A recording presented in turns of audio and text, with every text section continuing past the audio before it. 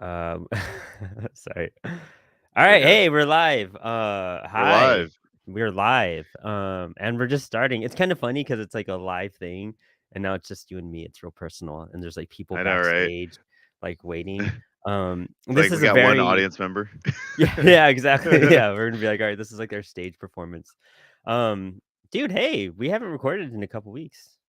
No, well, we kind of had a marathon. We recorded for a bit, and then just got a bunch of stuff like done and backlogged, and here we are now. Yeah, so it's been like wild. I was at like Baltimore Comic Con. We've had a bunch of stuff going on there, a lot of cool announcements that we could talk about later. But we were doing Launchtoberfest and that kind of bled into our Halloween episode. So check that out with Drew with Halloween Man. What a cool fucking series, honestly. Yeah, Um, and it led up into our birthday episode, like our Apollo City Comics birthday episode, because our birthday is Halloween of every year. Pretty cool birthday to have. Glad that happened. And here it is, November 2nd, our birthday. Dude, you've celebrated what, 2 or 3 birthdays with us already? I think this is no, two, because it was when the pandemic started, basically. There you go. Okay, yeah, Yeah, yeah. But you've yeah, been yeah, around for like, yeah, it's you are like here now. Like it's been yeah. like 3 years now practically in total. We're gonna say Um 3 years. yeah, yeah.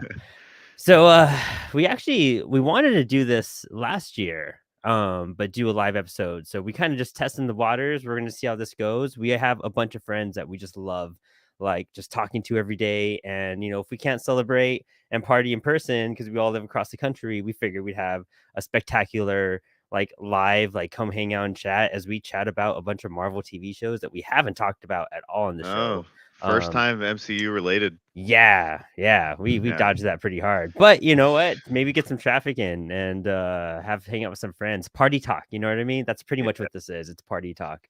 You gotta know some stuff to like, mingle and everything and not be awkward and talk about the weird indie things. But so snuggle up as we introduce all of our amazing guests tonight with the cup of coffee that you probably got from Coffee and a Comic over at coffeeandacomic.com. Hit up Frank, set up your pull list.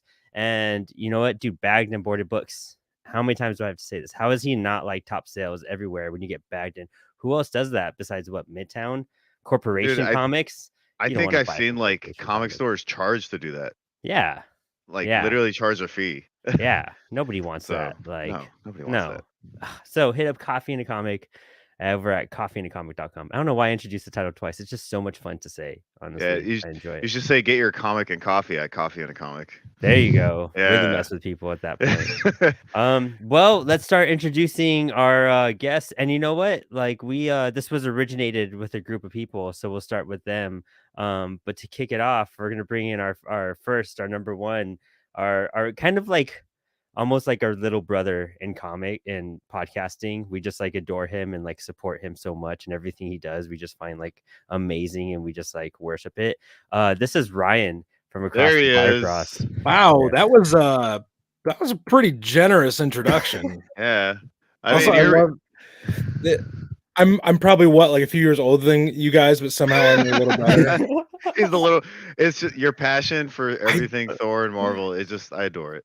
I just Yeah. look up to you guys so much, and I want to be you when I grow up. So it's just good to have good role models. This Oh, is thank you. Good fucking role. this is just gonna My be us just like loving each other for like yeah, I 5 know. minutes. Like For a just little like, brother, he grows a mean beard. By the way, I do. yes, I'm trying to I catch up. do. I'm It was- getting there. It's video ready today.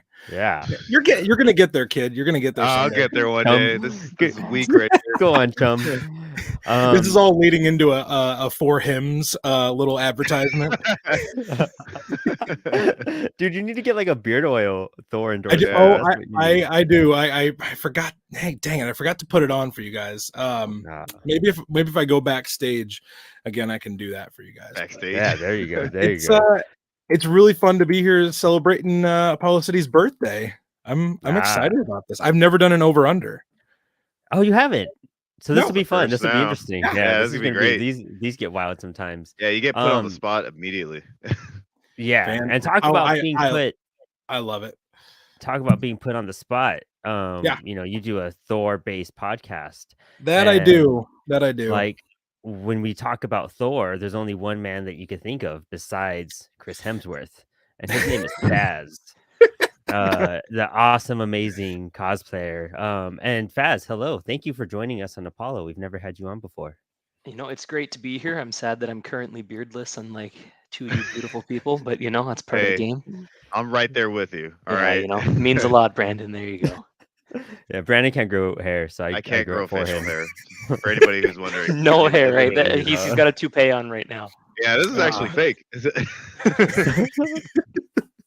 It's how And, they distinguish him. It's hairless Brandon and hair. Yes, there you go. That's what we have to be. There it Opposites. is, So people yeah. could really distinguish us too. I'm gonna He's be got all his winter wizardy coat.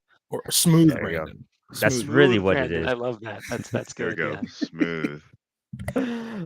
And to balance out all this like hairy man like jungle going on in here, we have Hayley from the source pages. Also Hayley, beardless. Also Ah, beardless. yes, a fellow brethren. My brethren, both beardless and bearded.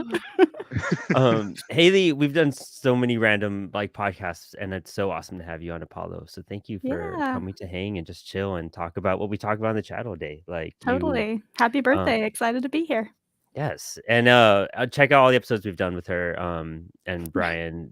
Just A so fair many, number of them. fair number of them. Like they're an awesome podcast, and we always broadcast them. But yeah, and thank you for being here as a woman. As a woman, you are welcome. As opposed to what? Anything else, just to like balance all the men in this room. Right Oh, now. man. We Happy to be a appreciate the female voice. voice in comics. Oh Yes. man. Yeah, need there's an unbalance for sure. There's a lot of dudes in pop culture fandom. That's what Speaking we of demonstrated on the chat tonight. a lot of Yeah. dudes and a mighty beard, we have the amazing Tommy from Jacked Kirby Oh. live from New York. Yes, Hello, amazing. I'm amazing. Yes. You, Dude. man, you are amazing. I Yeah, I have a beard. It's gray. have a beard. I love how this is the theme now. It's very Yeah, I know, gray. right? It's very gray and wiry. I'm an old bastard.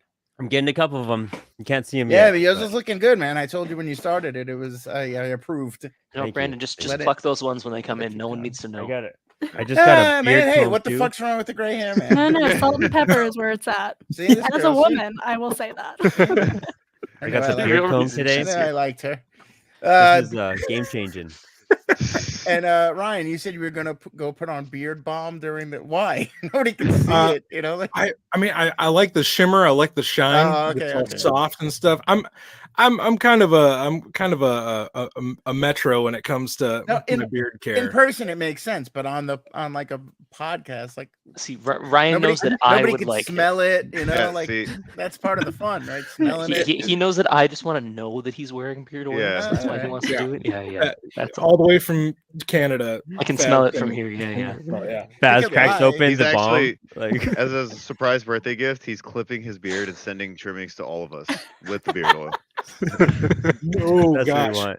Oh, Dude. man. I don't know if I can do that.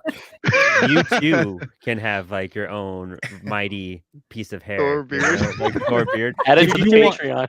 Like If you want your authentic Asgardian beard hair bagged and boarded, go to Bagged and boarded. You have to Um, reach the $20 a month level of Patreon to get some of that. Yeah.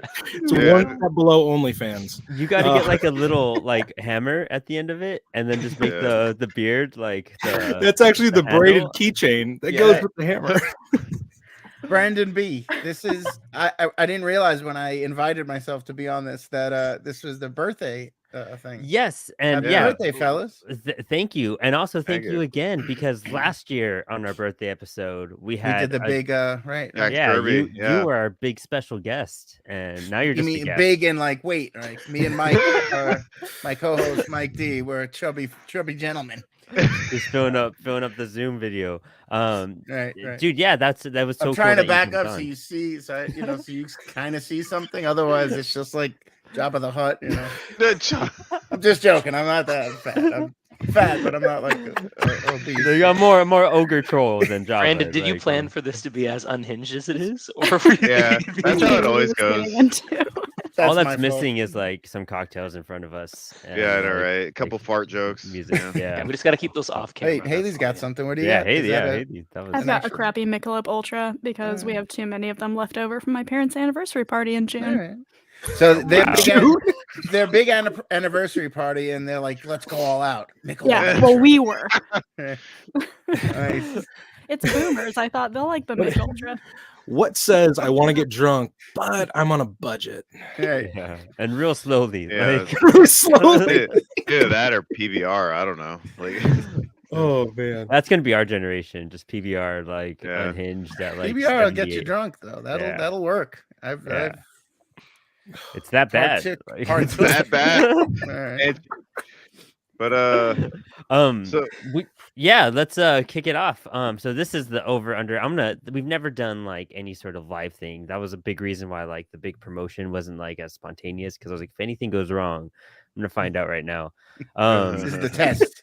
Yeah, this is for the next test. for You next guys- year. Right? Yeah, we're gonna see how things operate. I don't even know where the window is that I want.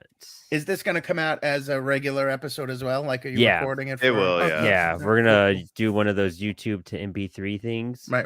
and Oh, then nice. pull the audio. Old like school. that. Yeah. it's exactly.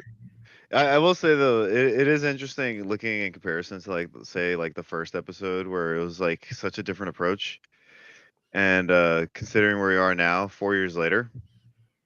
Yeah, like- dude, it's wild what the show has turned into. Like, I'm still trying to figure this out. I don't know what I'm doing. Is this doing? Oh. Is this? Can you see this now? Do you see a spinner? We see a screen. A black screen. All right, I don't know where you guys are at now. Nothing. Whoa. Oh Oh. my god, it's Inception. It's StreamYard Inception. All right, I need, maybe I'll I need just, some like, of that name it. Michelob Ultra. Yeah, I didn't take. To be I didn't fair, take this it is up my for that. second one. Hey, I'm having really going for it tonight. having chamomile tea. Now I feel like getting. You're a drink. going hard, Yeah, I know. Savage. I was like, am I missing out on something? Shit. Yeah, dude. So I mean, it's crazy because real quick, real Apollo City bio. When I started the show way back when, it was really just to start a podcast, since I'd been writing for comic book websites, and that was just to like analyze stuff, talk about series that I'm reading with my friends, because I was Right. like reading series anyways, and then it turned into like Brandon and I studying craft and like the creators and what everything goes into that. And once we got into like the craft aspect, it turned into, well, COVID was already happening, so we were like, we want to watch movies together and we can't, so we started doing movie commentaries with everybody, just putting everyone on, pressing play at the same time and watching a movie together and having a blast. And that eventually turned into people networking and jumping in and doing interviews and like getting indie creators with us. And the team of lesser known comics, our relationship has definitely evolved, because it's like we go from interviewing a couple people and then doing the craft stuff, some commentary things, doing more indie stuff, kind of experimenting on social media, reaching out to people more, kind of gaining some friends online. And then we have this punk rock anthology that's, getting put together. And at Baltimore Comic-Con, That's we just cool. got sponsorship from Oh, cool. from a printing company, from Comics Wellspring. They're going to be Oh, sponsoring. cool. Yeah, they're a big. yeah. They're well known for that. For like Yeah. independent And, publishers. It's interesting too, because like when I came on, I just kind of looked at it as like a book club. Like I told Brandon immediately, I was like, I Right. don't listen to podcasts, dude, like at all. Like that's not something I do. It's just I don't like hate them or anything. It just wasn't, I just listen to music on the road or whatever. And I just said, well, let's just try it and treat it like a book club. And Brandon and I just geeked out over comics and just kind of talked about stuff. And we'd have a few people listen to it, and then a few more people kept listening to it. And then it was just one of those things, like we didn't really overstress it. It was just, let's just have fun. And now we're publishing a book. So Yeah. That's cool. And Yeah. it's crazy that you guys are connected with the lesser known guys. I've known those guys for a long time. Oh, nice. Yeah. Kieran is one of the artists. Like he's in all of our art shows for about 7 years now. I've known cool. Pat for, I don't know, probably around the same time, 8 years, 9 years, something like that. Oh, sweet. Yeah, That's awesome. exactly. And they're Brooklyn guys. They live, Pat doesn't live that far from me, and it's interesting, like that Yeah. the community, like this community of like comic book nerds, sort of as shitty as social media could be, right? And there's a lot of pitfalls and cons to it. There's also this aspect of it, like that you're able to connect with people who have similar interests, and it kind of broadens your not going to say fan base, but like your reach of Mhm. people with like-minded people, you know, and that's great. You know, like we became friends through it, and you know, now I know you guys, and it's that's a cool thing. It's like one of the only cool things is, you know, when you're able to make friends and make connections that way, you know. That's like the crazy thing about Ryan and I is that we became friends because of Instagram, because Right. of Coffee and a Comic. Just Ryan asked a question online and Frank tagged me. He was like, ask this dude because he does that. And then Ryan and I started talking, and then we just became like fucking best friends. Like after that, it just skyrocketed. And you're just like, dude, all I did, like it was just like all because of a video editing. I became Brandon's little brother after that. Yeah, a little brother with a beard. Yeah, so you never know, you know, you never know like who you're going to form relationships with, not just on a like, well, I could use this person, you know, like it's beyond that, because like we've had a ton of guests on, and some of them you become friends with, you know, like some of them you don't, some of it's a one-off thing, and they're, you know, they're bigger names, they can't be bothered, you know, and they come on and it's cool, but others, you know, like it's interesting who like comments on my shit. It's like, this is so and so, like this is a well-known dude, like, and he's liking my artwork and commenting on my fucking stuff, and it's you know, it kind of pays off and makes it worth it, you know what I mean, right? Like, But it all boils down to we all like the same shit, and that's kind of the common denominator, all this nerdy shit, you know. Which is nice. And it's nice to be it's nice to be in a group of people that are like toxic free in this environment. Right. Because there is a lot of toxicity. Well, I'm a prick, so. Yeah, there's a difference though, you know, like Brandon and I talk shit to each other, but we're not like, you know, belittling or ruining each other's lives, right? We're not comics gating anything, you know what I mean? Yeah. You had to. This was a fun birthday celebration, and you had to bring those assholes into it. Well, you know what? We don't discriminate either. So maybe they should just like not bring that up and let us just all make comics together. Like, well, speaking of hating and not hating stuff, can you guys see the screen? Am I sharing? Yeah, we see it. Yeah. Oh man, I have to say, I have not seen at least 2 of these shows. I haven't seen a few of them either. Oh my gosh! Am I gonna have to read this because I can't? My eyesight's terrible. Nah, I'm gonna. Oh no, we started with Miss Marvel. So we're kicking it off. Miss Marvel, just real quick, overrated, underrated. And the way this works, Brandon, why don't you start? The way we kind of look at it is like, it's just we decide, you know, we talk about it and go, what do we like about it, what we don't like about it, kind of, and the feedback it's gotten within the communities or fan bases, and kind of if we feel like this is something like you would call anything else that's like pop culture. Do you feel like this IP or project or show, whatever, does it feel overrated amongst the community, amongst the fans, or does it seem like an underrated show in this case, right? And just kind of like, it's okay if like we could disagree and also can't decide. It could be a tie between the two as well, but everybody just kind of discusses it and just gives their final say. Bash it, love it, or just be like, I haven't fucking seen it yet. And in the case of Miss Marvel, I thought it was a pretty underrated show. Thought there was some cool shit to it. Although I haven't read too many of the comics. I've read one series, but it felt like you got some insight of some different culture stuff. It was different from some of the other Marvel things. And I was just like, you know, I like the light powers more than the Mr. Fantastic powers. And it's hard to pull off that stretchiness, even with Mr. Fantastic. Like, they got to counter that in a film if they're going to go that route.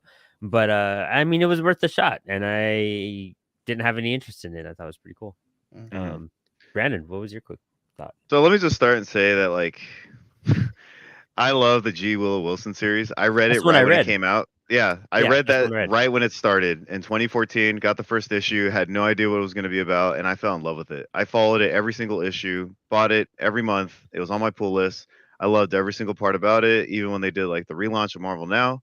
So I was hyped when the show was coming out. And that's kind of where I feel like I messed up, was overhyping it to myself because I don't want anybody always to hate a me bad for this. move. Right? I know, I fell for it. I don't want anybody to hate me for this, but I felt like there's certain things about the show that I felt like I just wasn't a big fan. Like, I love that they were able to, you know, represent a different culture and just kind of have like a lead that's like a new star up and rising and everything. And I loved a lot. It was kind of wild. That was her first like time acting. Yeah, it was her first time acting, and I think that really? And I think it was really awesome to be able to showcase something like this because she's a very unique character in the comics. there's not really another superhero like her, and kind of like No. you haven't seen anything like that before. So I thought it was awesome that that's what they were going for the show, to finally represent this culture and show like beauty and diversity and just like all these awesome things.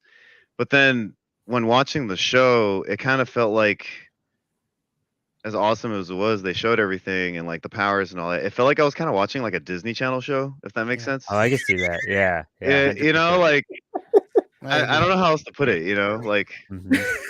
like there's Yeah. the acting. Like I know for her it was like her first time acting, so. But I feel like overall the show, it just felt like acting was really all over the place, hit or miss, Right. and just Yeah. I get it, child stars, you know, just starting or like brand new career and all that, but it just again, it just felt like I watched it, it was done. I was like, all right, cool, and then that was kind of it. And Yeah. then, you know, I didn't hate it, but I didn't love it. Can I jump in, because I kind Yeah. of pretty much almost agree with him, with Brandon. I especially what you said at the end, like after the show ended, it's like I didn't care. It didn't leave me with anything. I didn't finish the show and have any kind of lasting like impression of it. I enjoyed it when I watched it. I think it started strong and kind of ended, a little weak. These shows I think go on a little too long. They need to be fucking shorter, because they linger, they lag. Yeah. And There's always Yeah. 1 or 2 episodes where you're like, man, Right, right. this was going And- good, and now and There- they fill it with shit. Like they fill it with a lot of bullshit that's corny. So it's like, you had something good here, and now you're kind of veering into this weird like Disney Channel territory. Yeah, and And I thought the girl was fine. I thought she was good. I thought they pulled off the powers well. It just got a little too like James Bond, like weird Indiana Jonesy. Yeah. Right. Yeah. Where it took a weird turn, where it was cool at the beginning, and then at the end it's like I don't care about any of these characters that they introduced, like the villain team or whatever. Like it started strong and ended kind of weak for me, but all in all it was okay. But I'll never watch it again. yeah, there you I go. think Yeah. I think having a Pakistani like character is amazing to have to show. I mean, there's not really that many superheroes that are Pakistani, Right. so I think it's awesome. But Which yeah, is part it of was her big appeal, right? That was Yeah. the whole one of the things that made her stand out so much. Which it was a young female character of Middle Eastern descent and all this. That's the thing that's her thing. Yeah, it's just, but yeah, the show just kind of was like all over in terms of just like the time travel stuff was like cool, Right, and then right, it's right. just like I don't know. Like I said, overall, I'm indifferent. Hayley, let us know. So I agree that like it started super well and then it definitely dropped off. But for me, learning about what partition is and the American public education system being what it is, I had no idea what partition was. And Right, so right. when I heard them talking about that, I'm like, what's that? What's that? And I go down a Wikipedia hole and I'm like, holy shit. I've never learned about this in my life. And so that was like I thought that was such a uniquely amazing thing that a Marvel comic book show could do, is inform the general mass public Mhm. about this crazy, horrible thing that happened not that long ago Right. Mhm. that most of us never hear about. So for that reason, I'm going to say underrated. Mm. Nice. Makes sense. I'm sure a lot of the goal audience of that, which would have been a lot of Pakistanis, little young, probably know a lot about that, right? But we don't, as Right. white Yeah. folks. Yeah, like, we don't- exactly. I don't know the And fuck, that's what got my attention about it as well. It's just like, oh wow, I could Google something about it. But yeah, I see the point on that aspect. Faz, let us know. So the first thought I have about the whole Disney Channel vibe is that the thing that impressed me the most about this show was that it was very obviously not geared towards me as a late 20-something white man, Right. and I still enjoyed it the whole time. It's aimed for teenagers, right? Like it's a Right, teenage right. girl, it's a coming of age story. Yeah, And totally. it still had so much like I am a cosplayer, I'm a huge convention guy, and having that Avenger Con was really cool. The Mhm. I can first see couple that. episodes were maybe the best that Disney Plus has. Seems like every show has a really strong part. That start was amazing. It dropped off a bit. I didn't love the clandestines Right. or however you Right. say them. But the ending, I thought they really stuck. I'm really excited to see her go forward. And I think the big elephant in the room with this show, along with a couple others on this list, I'm sure we'll touch on, is that in terms of how the internet is reacting it has to be severely underrated because so many people just actively hate this show because of who it's starring. Which is Oh yeah. it's Yeah. horrible that's like happens every time. Like people just get so riled up over these things. And this wasn't even one of those castings where they were gonna J. Scott Campbell it and give like a total babe as like the main star, and it was just like, oh, you get like a normal looking person. This is like actually like a little genuine in that essence. It's also not a character that they're switching the race to, So Oh yeah, sometimes yeah. that annoys people, and sometimes that annoys me in certain aspects, right? Not because of the race, but because sometimes visually these things don't make sense. Like the choices don't make sense. Like to have in the Sandman show, like that image of death is iconic, right? The skinny white girl, right?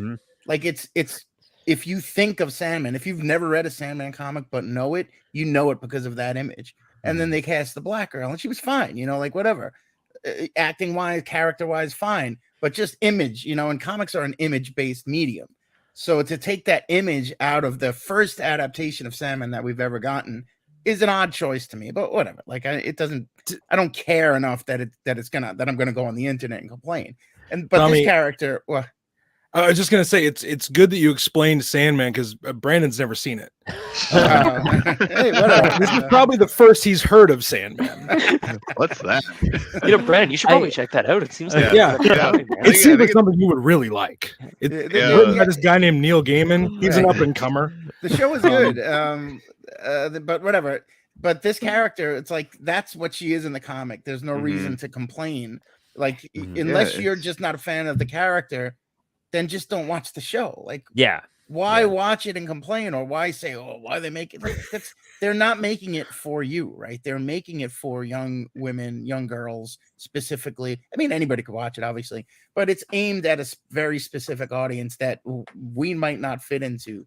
So therefore, I'm not going to be upset about it. I'm fucking in my 40s. Like, I'm not going to. It would be ridiculous, Which brings up another good point. If anyone on this chat is secretly a teenage girl, you have to tell us right now. You got me. That's me. Yeah. Brandon's gonna go like play baby grand piano. But to bring up the complaints, like that some of these shows are they kind of go even before they begin. People are complaining, and same thing with like the She-Hulk show, and I guess we'll get into that. But people complained about that right off the bat. But it's like it's She-Hulk. It's a woman character. Like who the fuck is supposed to play She-Hulk? And then if you change the race, then it's just Hulk.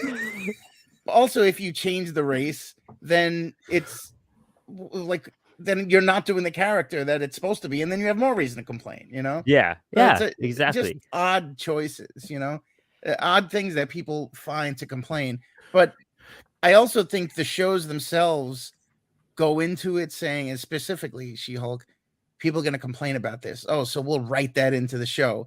And then it becomes kind of corny. We'll get into that one if we get to She-Hulk. Yeah, we will. Yeah. But, Ryan, give us your quick brief thought and we'll jump into the next one. Okay, brief is the operative word there.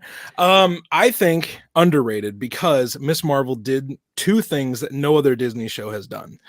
One, the depiction of family in this show was the best, if not the only, functioning positive family depiction in the entire MCU, which is so insane to me. No dead parents. Right. It's like no dead parents. My if mom. They're good parents, they die. If they're bad parents, they're villains. There's no in between until now. That's it. That's all you get, fans. I kept waiting for this, and I've read G. Willow Wilson's amazing Miss Marvel run. But I kept waiting for where's the tragic backstory and where's her Batman moment where she's gonna kick ass in the name of vengeance? That's not Kamala Khan. It's not. Right. No, it's a very family-based character. Yeah, it's right. Yeah. She's this family-based character. She's a community-oriented superhero. She loves Jersey City. She loves where she's from. She owns who she is. She owns her community. All of that. I fucking loved that because you didn't get to see that in a lot of different other shows because we're too worried about going on and fighting the next world ending whatever thing. Mm-hmm. I feel like Kamala is such a lovable character because she feels real. She feels accessible. She feels like someone who's actually real and struggling with different things in a teenager's life. There is a show on Netflix called Never Have I Ever, which was really, I mean, I would be shocked if anyone had seen that show in our little chat, but my wife and I watched Never Have I Ever, and it is like a beautiful non-superhero version of this show. So if you liked Miss Marvel, go check out that show on Netflix. It's an amazing show. The second thing that this show did that was so good, a really good comics reviewer that I've gotten pretty close to over the last year or so, named Hayley Hobbs, made this observation about Miss Marvel that blew my mind so much. Where pressure's on, Hayley. Is that me? She already said it. So a while back, when Brian V. Klein and Hayley were doing the review of Miss Marvel, Hayley said something that has stuck with me ever since. That Kamala's motive, the good is not a thing you are, it is a thing you do. It's a more accessible motto. It's not like with great power comes great responsibility, because Hayley said, not all of us have great power. Right. But we can all do good. Right. And I was like, damn it. Yeah. Damn, that bitch knows what she's talking about. Yeah. Ditch all these guys who are complaining about, like them making a Pakistani superhero. Check out source pages where you can get some real life wisdom from my guru, Hayley Hobbs. Your little sister. But I charge a nominal fee. And that character is also created, and her family dynamic is created to combat the negative idea that people have about Middle Easterners or Pakistanis, after, specifically after 9/11 and whatnot. It's like, if I'm in New York, right? So I know right after 9/11, like, people were treating Middle Easterners, no matter what country they were from, as the villains, Yeah. And it was terrible. And they're normal people, right? Like, it's not like everybody is flying a fucking plane into a building.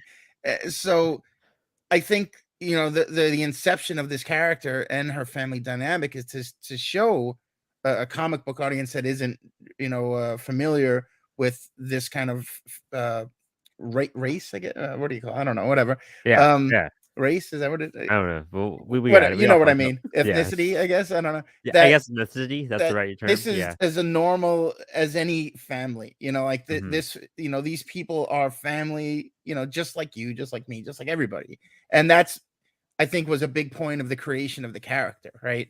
Is to say, like, well, if Peter Parker can have these powers, why can't she? Why can't she be a girl, a young person with this kind of shit, with family issues and family dynamic? And that's the whole point of Marvel characters from the beginning. When you look at Spider-Man, when you look at X-Men and why they were created, it's because of like that minority group, and to stand out, to like, break the barriers and be like, people are different, but they're great people, and they're, going through shit just like us. And this is one of the first characters that's come out in a while from Marvel that has stood like the classic Marvel. We're representing people that just like kind of look down upon, or people are scared of. The real people. That's a good point. If you look at Marvel's inception in the Fantastic Four, it's the thing that's special about that book is that it's a family. There you go. It's not that it's about a group of superheroes, because DC had that before. The Challenge of the Unknown, the same shit. Yep. But that was a family, like they were brother, sister, best friends, like they were a unit, and that was the big appeal of them. Like, you got in those early comics and, since, that family dynamic. And that's what made that book special, and that's the thing that brings you back all the time, Damn, it's not who they're fighting and whatnot. I mean, that's all fun, but you care because you care about that family unit, Yeah, it's man, this is the biggest deep dive we've ever done on Miss Marvel, and like that's like that's everything you need to know. Yeah, there's a lot of 20 more shows. Yeah, I know. You said we'd be here for an hour, Brandon. Well, some of these we're gonna end up blasting through, like Falcon of the Winter Soldier. You know what? I didn't even finish watching it. I got bored. Oh wow, really? The whole point of it is very overrated. disappointing. Yeah. Well, I guess I'll say like I feel like these shows came out at a time where like so like Miss Marvel, I know I was like indifferent. I feel like it was pretty rated as a show overall. I think like Falcon and Winter Soldier is another show that I can't really decide. Like overall, it is a rated show because my thing with the show was that it seemed a little off with its tone in certain ways. Right. Yeah. Like for Well, instance, it it talks about suffered like one of those things where like they had a whole plan and then like COVID Right. happened and they had to Pandemic fucked. rewrite. Yeah. Yeah, it fucked with the storyline and they're like, oh well, we just kind of stuffed this one a little bit and But, it like, just fucked with the show. the villain has some like motives that you kind of like see and understand, or I guess even not even the villain in the show, just more like the antagonist. The terrorist group. Yeah. Well, That's what it comes down to. Yeah. Brandon, where do your allegiances lie? wasn't there? I forgot. It's been a while since I saw it when it came out, but it was something like I After can't the remember. blip, there was a group of people that were trying to The like Flag Smashers. Right, they were Yeah. trying Yeah. to even things out and Well, get there's their that- due. And There's that part in the show. They were like, "We don't have to be violent," and then one person was like, "We do," and it was like, "There's some of them were like trying to send a message without being violent," and then the leader was like, "That's the only way," or something like right, that. doesn't work. First of all, Yeah. that Not violent villain, enough. that woman, she was terrible. That woman that with the curly hair, cute, but just awful villain, terrible. Who gives a shit about her motives, her acting? Just terrible. Oh, yeah, they, so they, she they was- had the Flag Smashers do such good things and such murderous things back to Yeah. back in such a way that it was Yeah. like, do you want me to root for them? Right, they just right. killed all Well, Yeah, of that's wasn't what their I- whole alive. thing Like, kind of like, well, we got this when people were blipped away, and then when they came back, they took it away from us. I'm like, Yes. that's not Yeah. really a great argument. Motivation. I'm Yeah, sorry. it was. Right. You're not right in that situation. You know. Yeah. Like I think Yeah. they were going for like the displaced individuals Yeah. vibe, right? With a Right. lot Yeah, of it what's was going on like- with immigration, but it didn't. It didn't land. It definitely No, got it hurt by COVID. It did so many things well, and so many other things that were like, well, I guess we have to do this because we have to Yeah. remove the pandemic storyline, and we have to But, remove like- this, and we can't film that. But yeah, with like the villain involved and everything, it was, and then it talks about like how it treats veterans in America and like racism in America, right? Like really heavy-handed like situations, and then you get moments where like Winter Soldier's like, he's like, "Haven't you seen The Hobbit?" And he's like, "Yeah, I read the book when it came out," Right. and you're just right. like, Oh, You know, so like- you're getting those stupid jokes, but he's also going through this like emotional Yeah, turmoil, like- right? Yeah. Tortured, it's you know. just- It was It's just But- like, when Sebastian Stan says that line, it's like, oh come on, that's like cringy. But then we all laughed at Captain America's list in Winter Soldier. that's true. yeah, It's essentially the Nirvana same or- joke. Yeah. It's like, oh right, this guy is super old. So I didn't- think over, three I didn't think the things joke- made this show perfect, sorry. though. Sorry, one thing: the costumes were gorgeous. Oh, The original they were, Falcon yeah. suit, Sam's the Winter Falcon Soldier suit. outfit, yeah, and then Sam's Captain America suit. They were all great. Yeah, the Captain America suit. Oh, it's right from the comic, though, right? Like It was a you- little you might not- clunky. yeah. Looked a I- little And- clunky. We all know that things are only good if they're exactly like they were in a comic. Very true. Number 2, we got Sam on a boat, just living life, which was great. It was his And Forrest number Gump moment. 3, we got Sam and Bucky in therapy together. They accomplished everything they needed to accomplish in the show. If the whole thing was just them being bros on a boat and in therapy, I would have watched 6 episodes of that, and it would have been 10 bros minutes on a TV. boat in therapy. It's funny that you say that, Faz, because I think the show would have benefited from just being more about their lives after everything that happened, after the Infinity War and everything, that it didn't need to have that with this. If they intended to do this weird plot about like a pandemic or big people getting poisoned and they had to cut that out, they should have just cut all that shit out Mhm. and focused on Sam and Bucky. Yeah. I couldn't think of that name. There was so much Because in that this stuff show. was cool, and those guys are great. Like I think Anthony Mm-hmm. Mackie's great. He's great in the role. Sebastian Yeah. Stan is great. All the stuff about him, like feeling all this guilt was great. The therapy, the old man, like that stuff was cool. And then you took this other shit that was like half-assed, and it just didn't land. Like it wasn't powerful. It wasn't strong. There was some cool fight sequences. I mean, that's always good. I loved the bird. I forget his name. Red what's Wing. the bird? Red Red Wing. Wing, Right, thank you. Yeah. That was great. But they tried to do too much and they just didn't pull it off. Is I can my see that. Yeah, is what yeah. I think. You know, Yeah, like I said, it was one of those things that like they with the characters, like it's okay that they have like the buddy cop jokes and everything, right? but it just seemed like again that like it really had some like heavy-handed situations it was trying to talk about, and then it Right. was just kind of like throw the jokes in the MCU fashion, and then also with the villains, like you're trying to understand like their motives and they're trying to like justify it kind of thing, and then they're trying to make it more deep and like political and try to show you like their perspective, but then they kind of just bring them down to like a group of people that are violent and Yeah, just like right. make Nothing. them like Right. stereotypical comic book villains. That's what I was trying to get at. Like they were trying to make it more like political and just a little bit more like more depth to it, right? And then more it was just like, realistic. Right. yeah, and it was like you can almost see where they're coming from, but it was like, nah, we got 6 episodes, so they're super violent and just Yeah, kill wrap it up, everybody, and wrap it they're up. terrible, right? But There's I will like a- say, the show did awesome at announcing the new Captain America. It was basically a whole show to announce the new Captain America, Right. and I Yeah. think that was great. There's that Yeah. 2-minute scene with Bucky crying and finally overcoming all the mental Oh. anguish he's been in to finally be himself again. And then Good. 3 minutes later, he's joking with Sam that they don't have a plan before they're jumping out of a plane. You That's know, what I'm it's just saying, dude. Yeah. Like, Don't a get lot me of amazing moments in the show. Just a lot of moments in the show. yeah. right. Too much. Yeah. But Yeah. Hayley, I do also you have think it makes anything on sense. it? Like he's Sam Wilson. Like he's his boat is going. Like she's losing her business. Like he's got some pretty powerful friends. Right. They couldn't help. Right. know? That's what I was thinking too. Right when that saved the happened. world. and Good that's luck. what turned it But off they for none of me. them seem to call on each other. Like Right. That's Peter always could have called Pepper. Right, I mean, come right. on. Let's, right. Yeah. Hey, But, give me a little loan. They're you not know? really Yeah. that close. Yeah, That hey, scene hey, in the hey Pepper, bank can you buy was my pretty boat real good. quick? Yeah.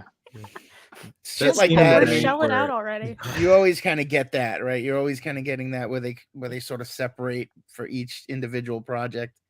Like, oh, why don't you just call your friend like to help Yeah. you here? But you know, whatever. That's always the case. But sometimes it just seems like it's not that dire because technically you could actually just call your friend and they would help you very easily. And out of you that know. group of people, you're just like, we all just finished like fighting for the Right. lives of everybody. You Right. think you would help out one more life? Right. Like, I think the government might be like, you know what, fuck it, here, have Yeah, your vote, like, you know? you know, Here, We'll- here's we'll a remove these $1,000 taxes. stipend. You know, Yeah, you Like, know, fucking. All right, so blast through. Ryan, overrated or underrated? So what I think it was pretty rated. Like what I mean I think it had two things. It did really, really well. The opening fight scene with Batroc Mhm. was Excellent. Okay. Mhm. fucking incredible. Excellent. That was like some Mission Impossible James Bond shit. Mhm. The other thing that it did was it answered a question that was kind of obvious after the blip. What happened when we were gone? Like mhm, there's yeah. massive 5-year consequences to the like half the world being gone, and some like WandaVision didn't touch it. Like True. no Yeah. other show really touched it. Like, and they went through and talked about so many of the different things. And I think that's one of the Tommy said this, and a few other people hinted at it, that it felt busy. It felt like there was a lot to jam into it. And 6 episodes. yeah, like it's a lot to jam into 6 episodes. And I think maybe if they'd have had more time, maybe if they'd have paced it differently, you could have done more with everything that went on for 5 years while half the Yeah. world was presumed dead. Like Mhm. that is a heavy topic in and of itself. And for the subject of displacement to hit so heavy, I liked that they went after the theme. I agree with my distinguished panel mates that it was just a little busy. It was busy. Yeah. Not bad, busy. They So, touched on the blip thing in WandaVision with what's her name, with Photon. yeah. Yep. I just like this one felt more like they were dealing with the societal consequences right, of the right. blip. Right. I love that beginning. I'm sure we'll get to WandaVision 3 hours from now, but like when Monica is Well, because when Monica we're supposed to blips- blast through, Ryan. you know what? Thanks, sis. I'll pass it on to someone else. Fast, Uh, blast through. Overrated or underrated? Rated, not over or underrated. Next. I'm the only one dissing this. All right, It Hayley. was so efficient. I want to say overrated, but Captain America, as Sam Wilson is great. So rated. Nice, Tommy. Yeah. I don't think I heard anybody talk that they loved it. I don't think anybody said they hated it. Like in my friends and stuff, everybody was just like, well, whatever. So whatever that means. Why am I getting like an echo? I'm getting an echo too. Oh, now it's gone. Yeah, it's Hello. We're gonna get to Hawkeye and talk about Echo. Oh God. So the dad what? jokes Overrated, underrated? What was your opinion, Tommy? Overrated. There you go. Yeah, 2 overrated. you All go. right, you're with me. All right. I'm at So that was a nice I'm fast at- one, only 15 yeah. minutes for. I'm at rated for it. Yeah. Passes counting. We Say are on rated. pace. Oh, All They right. didn't make this many shows. Why are there so many fucking things on this list? We're I talking just about wrote it down. Netflix stuff. Oh, I didn't see the Inhumans. I didn't watch it either. Didn't watch it. Nobody watched it. Nobody watched the Inhumans. Underrated. But- Great but- show on TV. My D watched it. I thought it was cool that they brought that actor back to play Black Bolt in the movie. That was cool. But Yeah. Hey, like, I'm gonna say overrated because they brought that first episode to fucking theaters. And you know what? There was no reason to do that. And it was IMAX on top of that shit. Who's gonna pay $18 to go watch the first episode of the same directorial show as the guy that directed Iron Fist season 1? You know Wasn't what? it canceled by like episode Oh, 5 wow. too? Yeah, it was I'm gonna bad. say I didn't see a single minute of that shit, but I'm gonna say overrated because of that. yeah. Fucking 100%. bullshit. Same. I agree with didn't- Brandon because that feels like a really big, like I'm putting all my chips to the center of the table. Yeah. Oh, I have nothing in my hand. I have nothing. I got Disney money, bitches, and you know what? I'm gonna put this motherfucker in theaters in Yeah, IMAX. Black Bolt didn't have his mask. Yeah, Fuck fuck that. that. Fuck Yeah. that. Yeah. I will. The most Inhumans I watched was Ansel Mount's cameo in Multiverse. Right. Yeah. I did Same. like the casting of Karnak, Ken Leong. I thought Yeah. that was cool. That was you cool. know? I have no idea who's in that show. I didn't Black pay Bolt any It attention was to amazing with anything. his lines in Multiverse of Madness. That's all that matters. Yeah. Hayley, what It left me speechless. did you see anything of it? No, I've All never. right. Perfect. So, Next. Dude, He's like, we were I've never heard outed. of it. We were all outed live. None of us Yeah. watched this Hey, shit. that Oh, was- I have no shame about not watching it because I've. That was Yeah. 2 minutes. It's Let's keep abysmal. going. we're all like, I'm we too cashed much out. of a Kirby fan, and I saw the way it looked, and I was like, nah, this Yes. ain't happening. Hey, guess Oh what? yeah. Good Oh. one. Hey, Let's go. I did not Okay. watch it. Which one? What Okay, if? skip Brandon. What if? So Okay, Brandon Ryan, you hasn't can seen start it. because you take 20 minutes. Demonetize that. Yeah. So What If was awesome. And I loved that a lot of the original voices came back for it. I loved a lot of the storylines they chose. I mean, seriously, the Marvel Zombies episode alone was just great. I didn't think that would happen, honestly, but once they announced a What If, I was like, well, they have to do Marvel Zombies, right? Because it's just such a great storyline from the 2000s era of Marvel. And my favorite episode of the whole show, I mean, come on, it was Party Thor. I freaking love Party What? Thor. That was a love shock that to you, one, too. Faz. That was my favorite actually a episode? shock. The objective best episode is What If Doctor Strange Lost His Heart? Come on Oh, now. you know what? Everybody else is wrong. That is That the one does make best. me cry. So because it's it I- ended it didn't have a good ending. Like it was the bad guy Yeah. wins and Doctor Strange is an asshole, which feels like how Yeah. every Doctor Strange. That's Doctor Strange. Yeah. I just, you guys are gonna probably hate me for this, but I didn't watch it because of the animation style. I just couldn't like. Hmm. I Interesting. didn't Interesting. finish it. I'll be honest. I watched the 4 episodes, and I thought it was all right. The thing that I kind of got, I kind of felt ripped off because they did a lot of. They were doing a lot of their multiverse world building with What If. Mm-hmm. So, like, instead of getting an actual What If, you're Yes. getting stuff that's going to have effects in the Marvel universe, and then it felt like a ripoff. So you're not getting an actual like crazy, oh my god, Exactly my complaint, dude. Like none of the stories were really like a what if vibe, and it Right. didn't. It just stole Then the title. you got the stuff that like affected the movies. So you got Yeah. Captain America, Captain Britain, whatever she was called. Like you got to see what the fuck.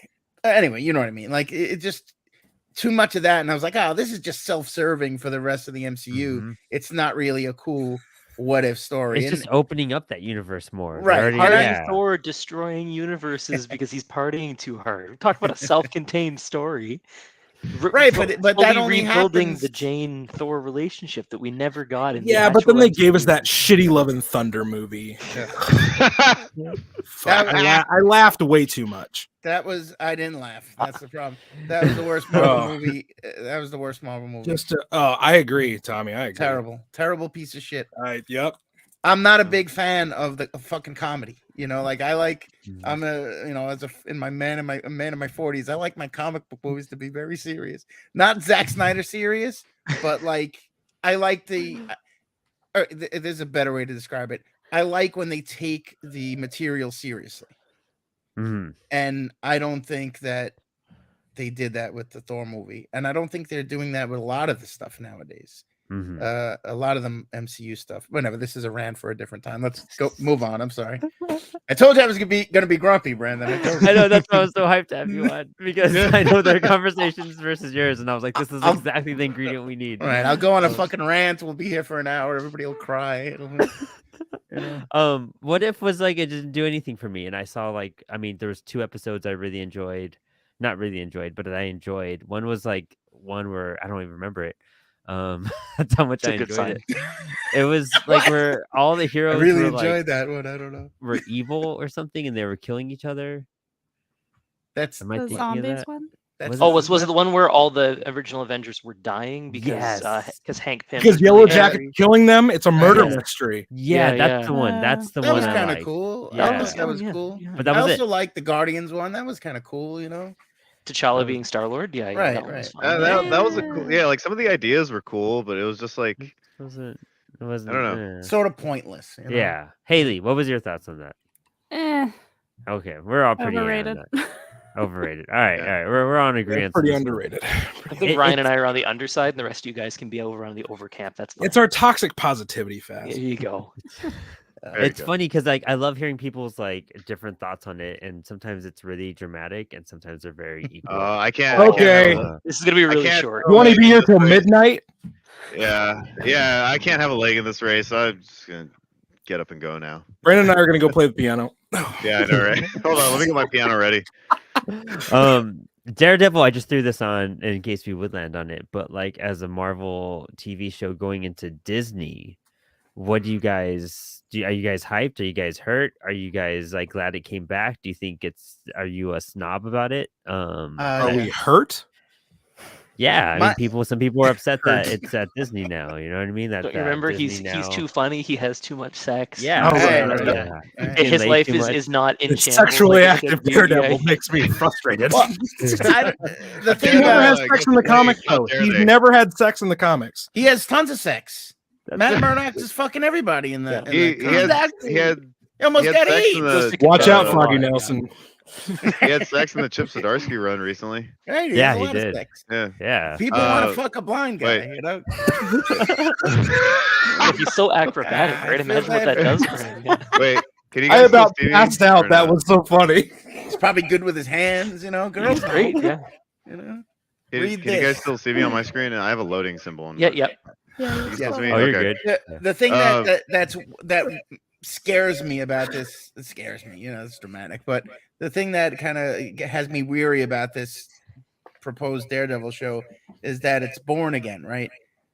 They already did that. Like they already picked a lot of pieces of that story for the Netflix shit.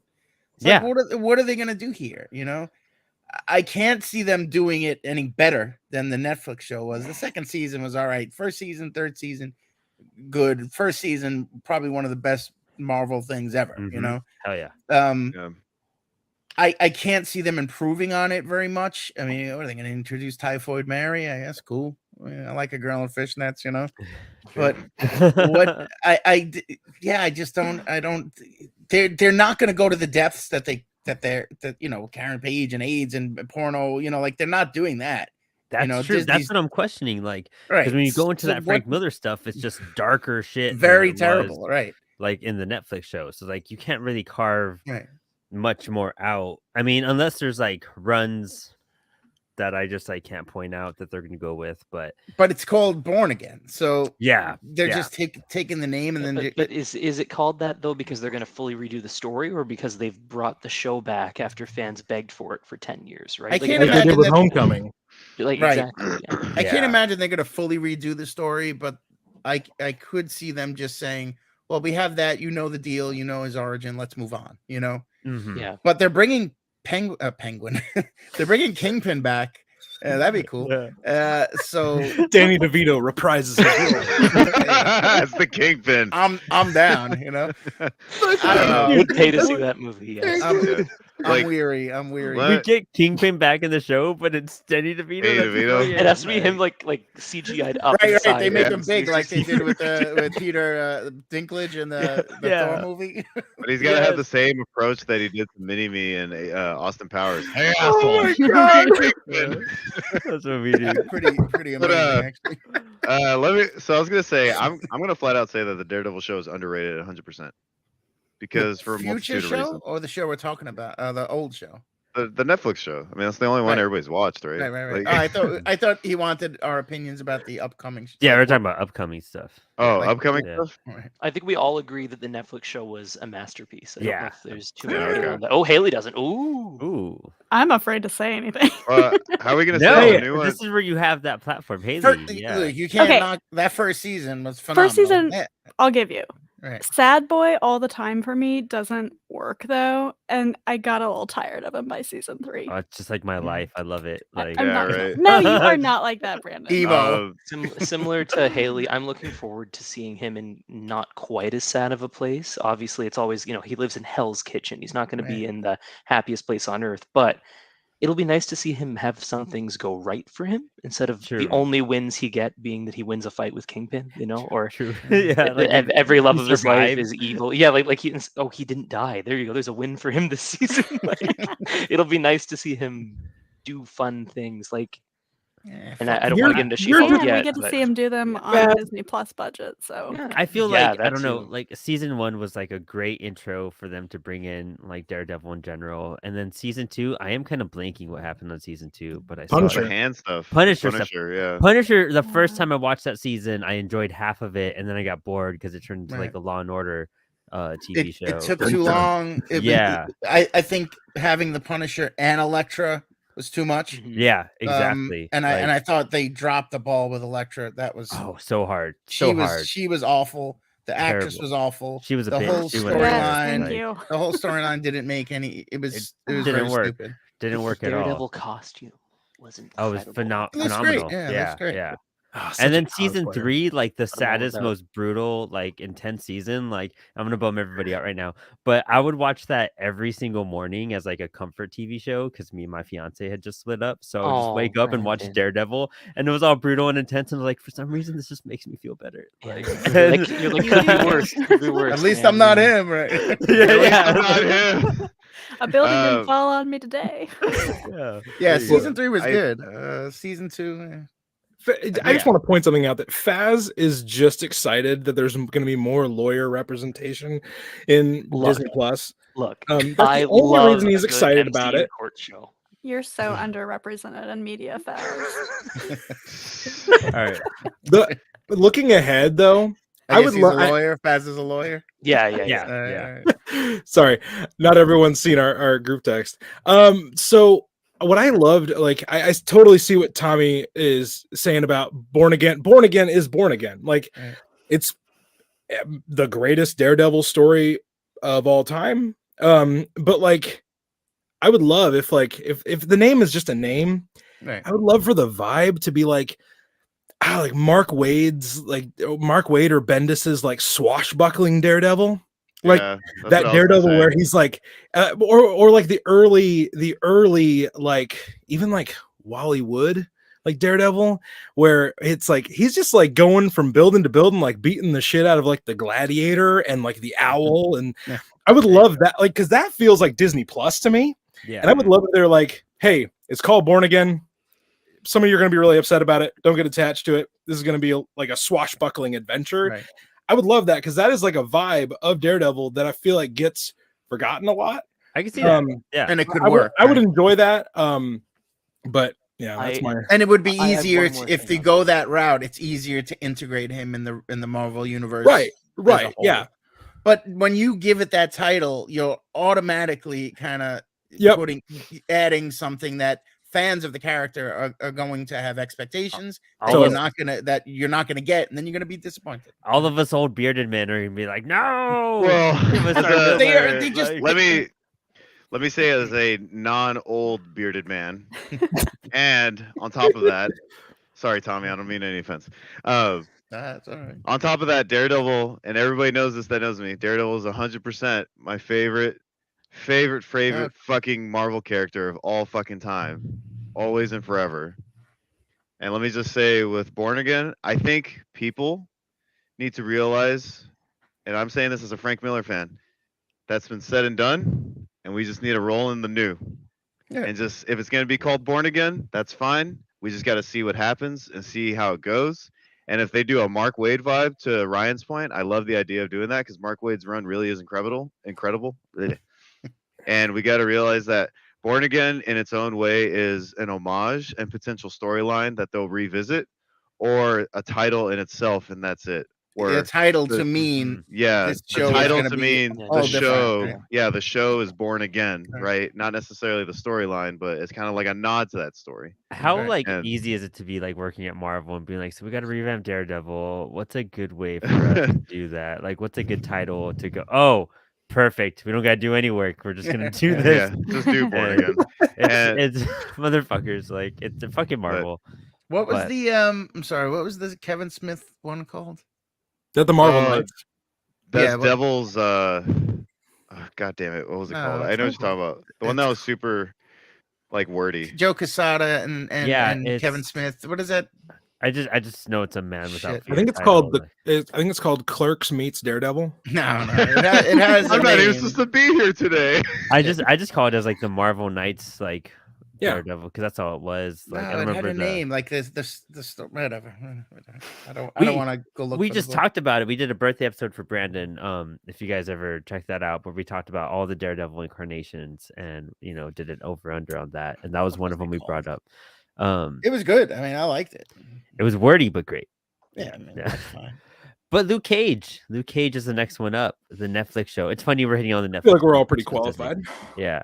I only saw season 1 and I really enjoyed it. So I feel like Same. it was underrated in the sense that I should have continued to season 2 because I heard that was just as great. I agree Um, exactly. I also watched season 1. There were too many Netflix shows, and I was in a really Yeah. tough time in my school, and Yeah. I just couldn't keep up with them all. And I Never wish that got I to watched it. them all. Yeah. Mm-hmm. Yeah, I'd say No, underrated. I watched all of them. I actually only just watched all of these this year. Oh, nice. There you Thank go. God. And yeah, Haley my studied problem all with year the for this Netflix episode. shows like in 2022 is they're all too long for me. Right? this That's what I'm point, like, saying. You but- don't need 30 Yeah. episodes at 45 minutes each. Like, Right. you don't need But that. I'd say Luke Cage overall underrated, and that actor's name just left my brain, but Kicks he's- ass. Coulter? He's great. So good. Mike Holt. Guardian Devil Coulter. was the name of that. was the Guardian name of that Devil. There story. you yeah. go. Yeah. Mike Coulter, yeah.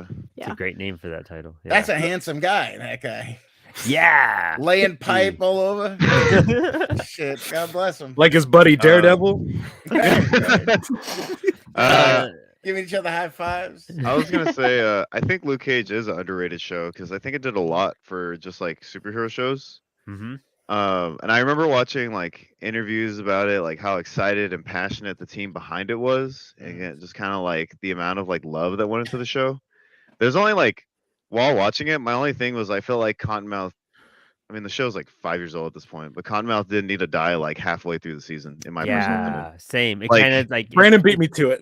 Yeah. That's someone great for sure. 'cause that Yeah, dude's like- the best. Like, what's her name? I forget her name. Becoming the Mariah. villain. Mariah becoming like the new villain, like was a cool idea. I just felt like Cottonmouth needed more of a whole season. Like she Right. could have been the villain of season 2 along with like Right, right. Bushmaster. I think that show was just like 2 episodes too long. I liked it though. I did Yeah. like it, and I liked him. I like him as the character. What's that sound? But it was just a little too long. Like I said, they drag things out. Like, oh, it's 8 episodes. Well, we got 6. Let's just pad shit out, Yeah, I hate And when they do then that. When just wrap it up your loses story. momentum. Jessica Jones was the same thing. It's the same shit just kept happening after every episode.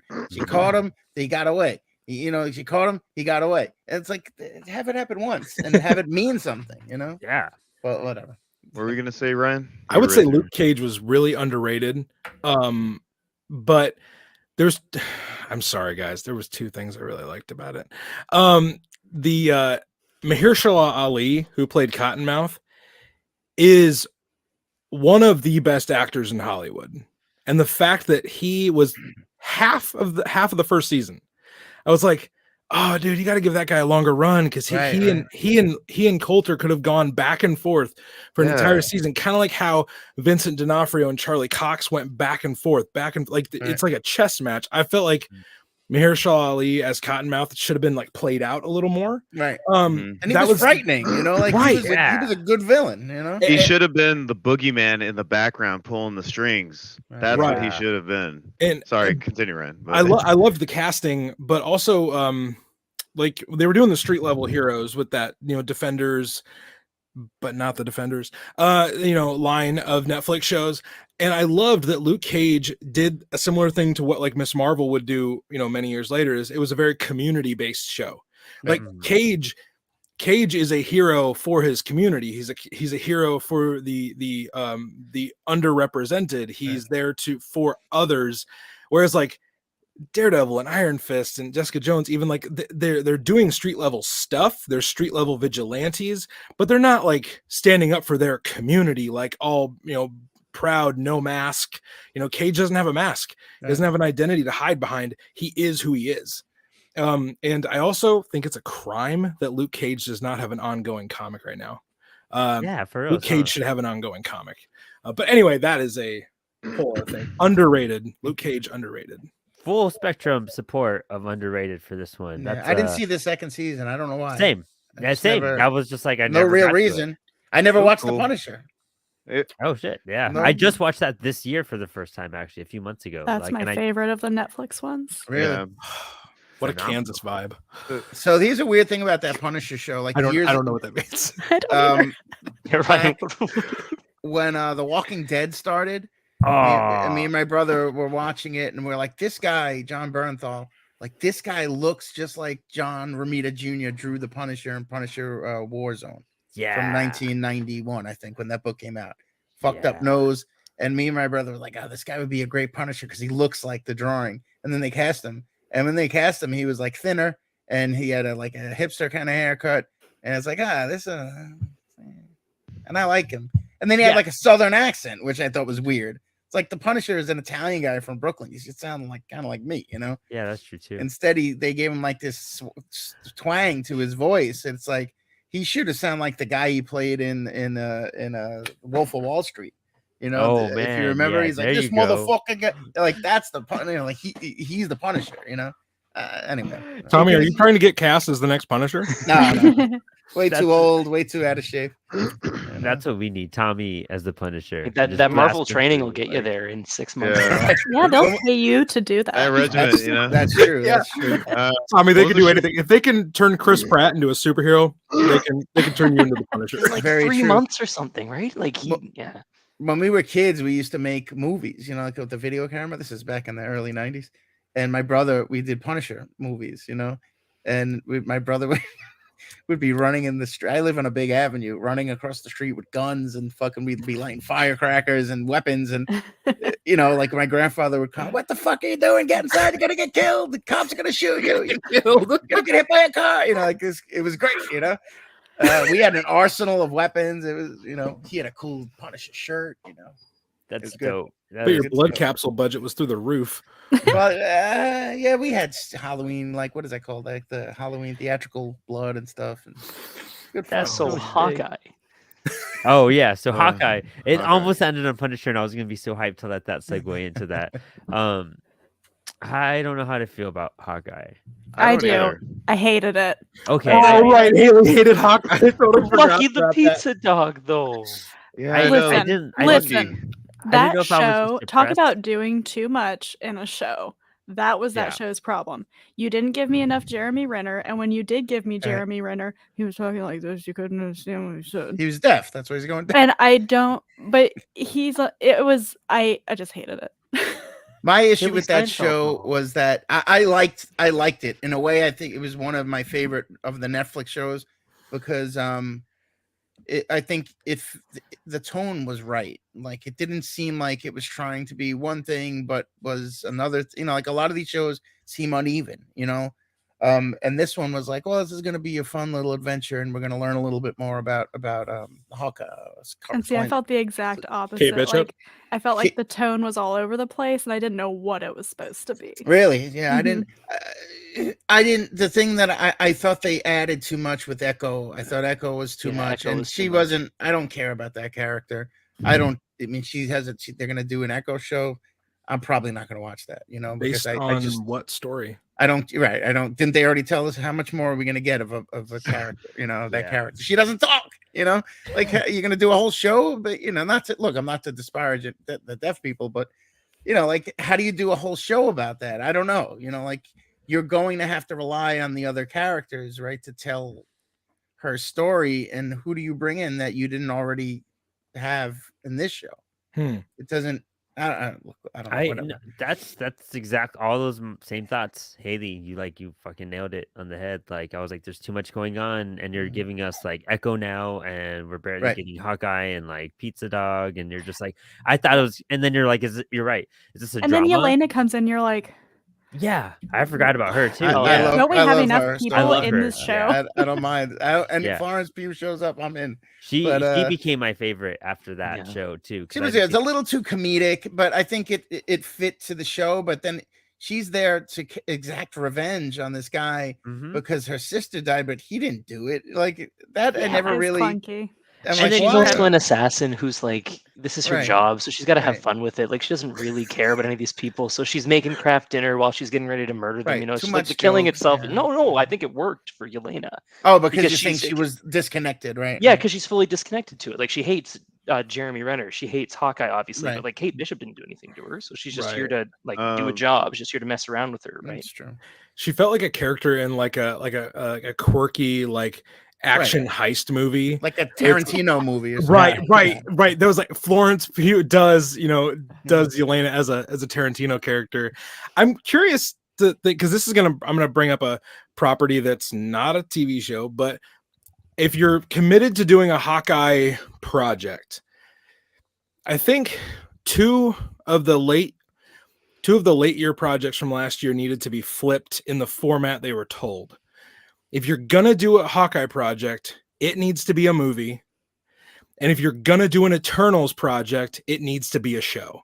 Yes. I agree. Yeah, I 100% totally agree. I mean, obviously, I do a Jack Kirby based podcast, and we've talked about the idea that the New Gods needs to be a TV show, and the Eternals needed to also be a TV show. It's too dense for a It's movie. too much to cover. 6 episodes would have been amazing. 40 minutes Yeah. each. Too much. Flesh like, everything out. Yeah. think of like a Game of Thrones style epic, with the New Gods or with Never seen Game of the Thrones. Eternals. Wouldn't know. Injected right into my vein. Instead, you got Yeah. pure shit garbage. But anyway. Yeah.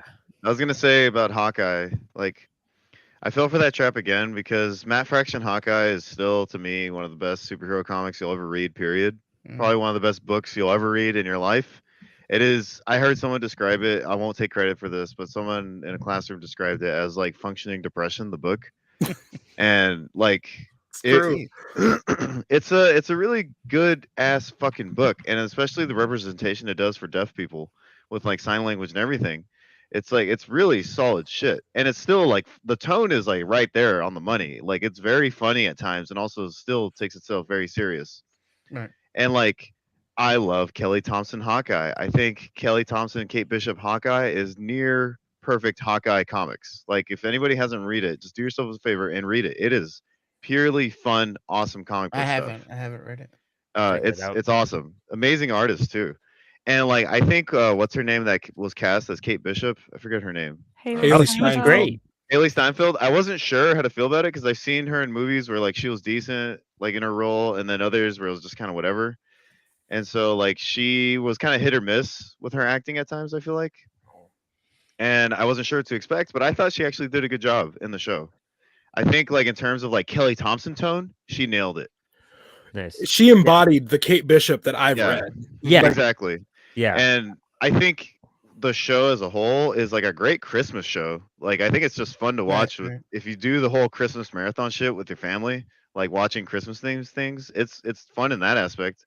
And it's also the kind of show I feel like at times, like if you kind of just like turn your brain off and just watch the action happen, like it's totally chill. You know, like it doesn't like it just kind of has like these bizarre fight scenes and craziness that goes on, and you know the story's all fucked up. You know, like there is a lot going on. It is busy, but if you just kind of just go on it on like a roller coaster ride, it's just one and done. You move on. You know.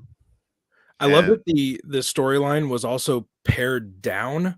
It wasn't this like, oh, the world is at stake, and you Right. like That's what I it's what I like liked about it felt like it felt like kind of like an 80s or 90s cop drama where it's Yeah. like the stakes are pretty localized.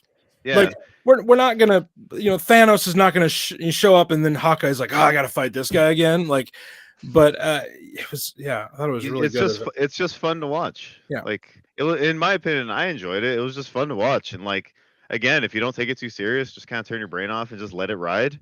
It's a great show in that aspect. I think like- my favorite part was like the credits. Like Yes, that was Hey, that was badass. And I'll say this, Like, slightly underrated because it gave us Hawaiian shirt Kingpin. You know what? I stick with there that you go. opinion. That there you go. that was From the comic, D'Onofrio's right, decision right. too. He was like, "I'm coming back if I can dress like this," and they were like, "All right, man." Yeah. Oh, yeah. But that's And from- we got That's from the depiction- That's from Yeah, one of it's the from the comics. comics. Yeah, it's Yeah, from, right. and people complained. They were like, "Kingpin would never wear something like this," and then That's what he he made always his wore. profile picture that shot Just from the like comics. It's like, People what are you Yeah. complain that there And- would never that there's a female Thor. It's like, asshole. Have you ever read And- a comic? You know. On top of that, Come and I fight also- me, you assholes. I also feel like it was the first time we got an overpowered Kingpin. He got Yeah. fucking shoved through Right. a wall with a car. And my last rant, Hawkeye. Like I had a comic book store owner tell me that Jeremy Renner never just seemed like Hawkeye. Like he never really seemed like the right casting. They usually nail it with casting, and like he was the only one that seemed a little off. And he was always like a character that kind of had like a chip on his shoulder. He was like super badass.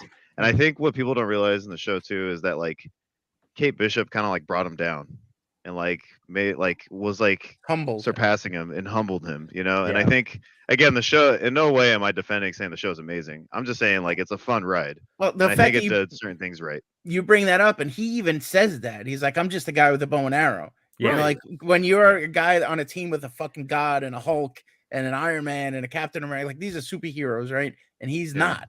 You know, him and Black Widow aren't. You know, like, and Mhm. he makes that joke on the show, which I thought was smart. And I mean, I love Jeremy Renner. I think he's great. Oh, phenomenal actor Anything for he's sure. in. If you've never seen River, watch that movie. It's fucking excellent. You've seen it, Ryan? Very Excellent good movie. Very good film. Very good. And he's a great actor, and I do like him in the role, and I'm glad that he finally got to do something. You know. Yeah. Here, you know. Nice. 3 more words for Hawkeye: track, suit, mafia. Yeah. True too. They also got that from the book. Right. Yeah. And I'm anyone fine that with it, too. complains about them did not read Matt Fraction's Hawkeye. Yeah. Two more words on Hawkeye. Two more. Broadway song. Yes. This piece all day was Yeah. amazing. Yeah. That's We what I got say. so this much shit- hate. So Look, Oh the man. show- That's I think the the- thing I hated the absolute most about that show. So bad. I had a feeling she was gonna say that. the Adam show's mark- Pascal is an amazing original member of Rent on Broadway, Right. and it made him do that. Well, it's obviously I a can joke, do you this know. all Like, day. I think Uh, the marketing of that exit the show and the average fan base will make it overrated, but I think for the little things it does, it's slightly underrated.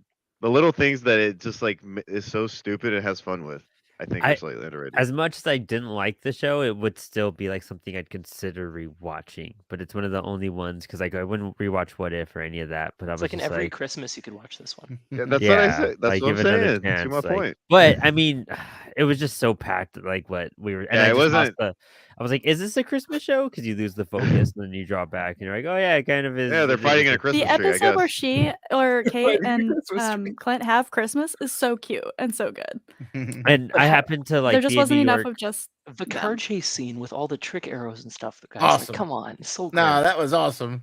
It was Yeah, cool, like going to New York and like seeing like some of those locations like a few months later too, and Yeah. that's where I was like, all right, maybe I could vibe it a bit better. yeah. I have to question the trick arrows though, because like he sets them off. Do you remember? Like that's the whole thing. Like he shoots them and they get lost and whatever, and she's got to go retrieve them, right?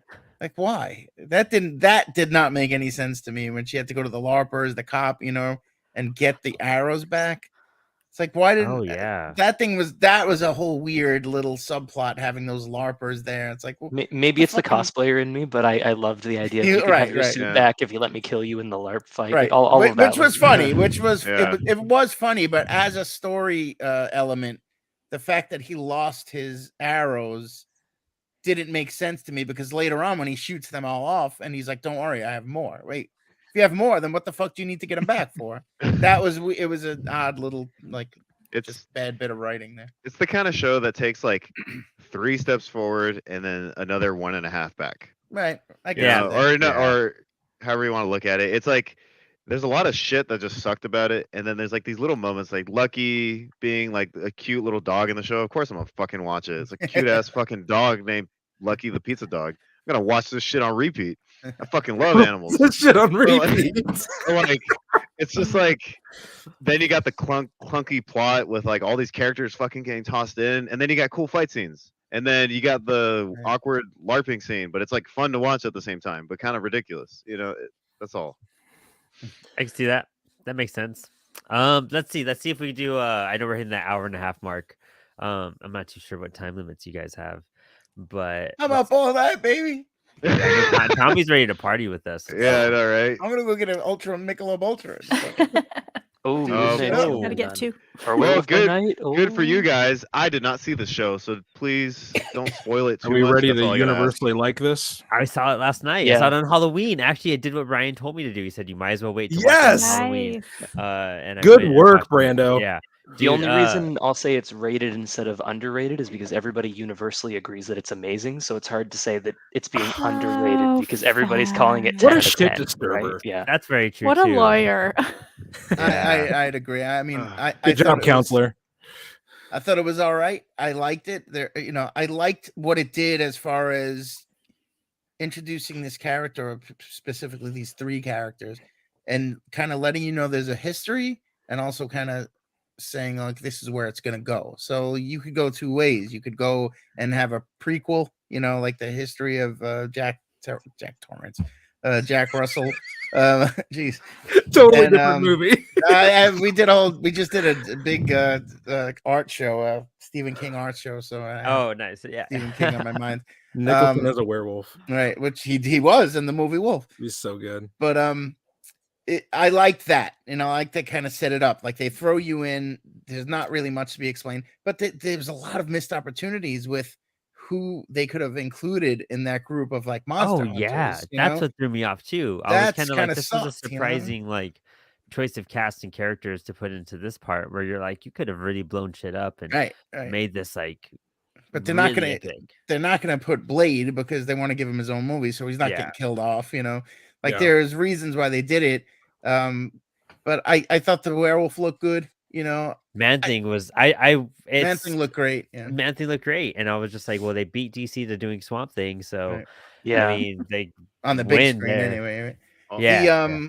The thing that kind of I really liked the corny Marvel 70s dialogue that the Yeah. old lady, I forget her name, was like rambling off when she was doing her big bad guy speeches. Yes. I was like, this is cool. This really reminds me of like Steve Englehart bullshit, like Yeah, that he yeah. would do in the 70s. Steve Englehart.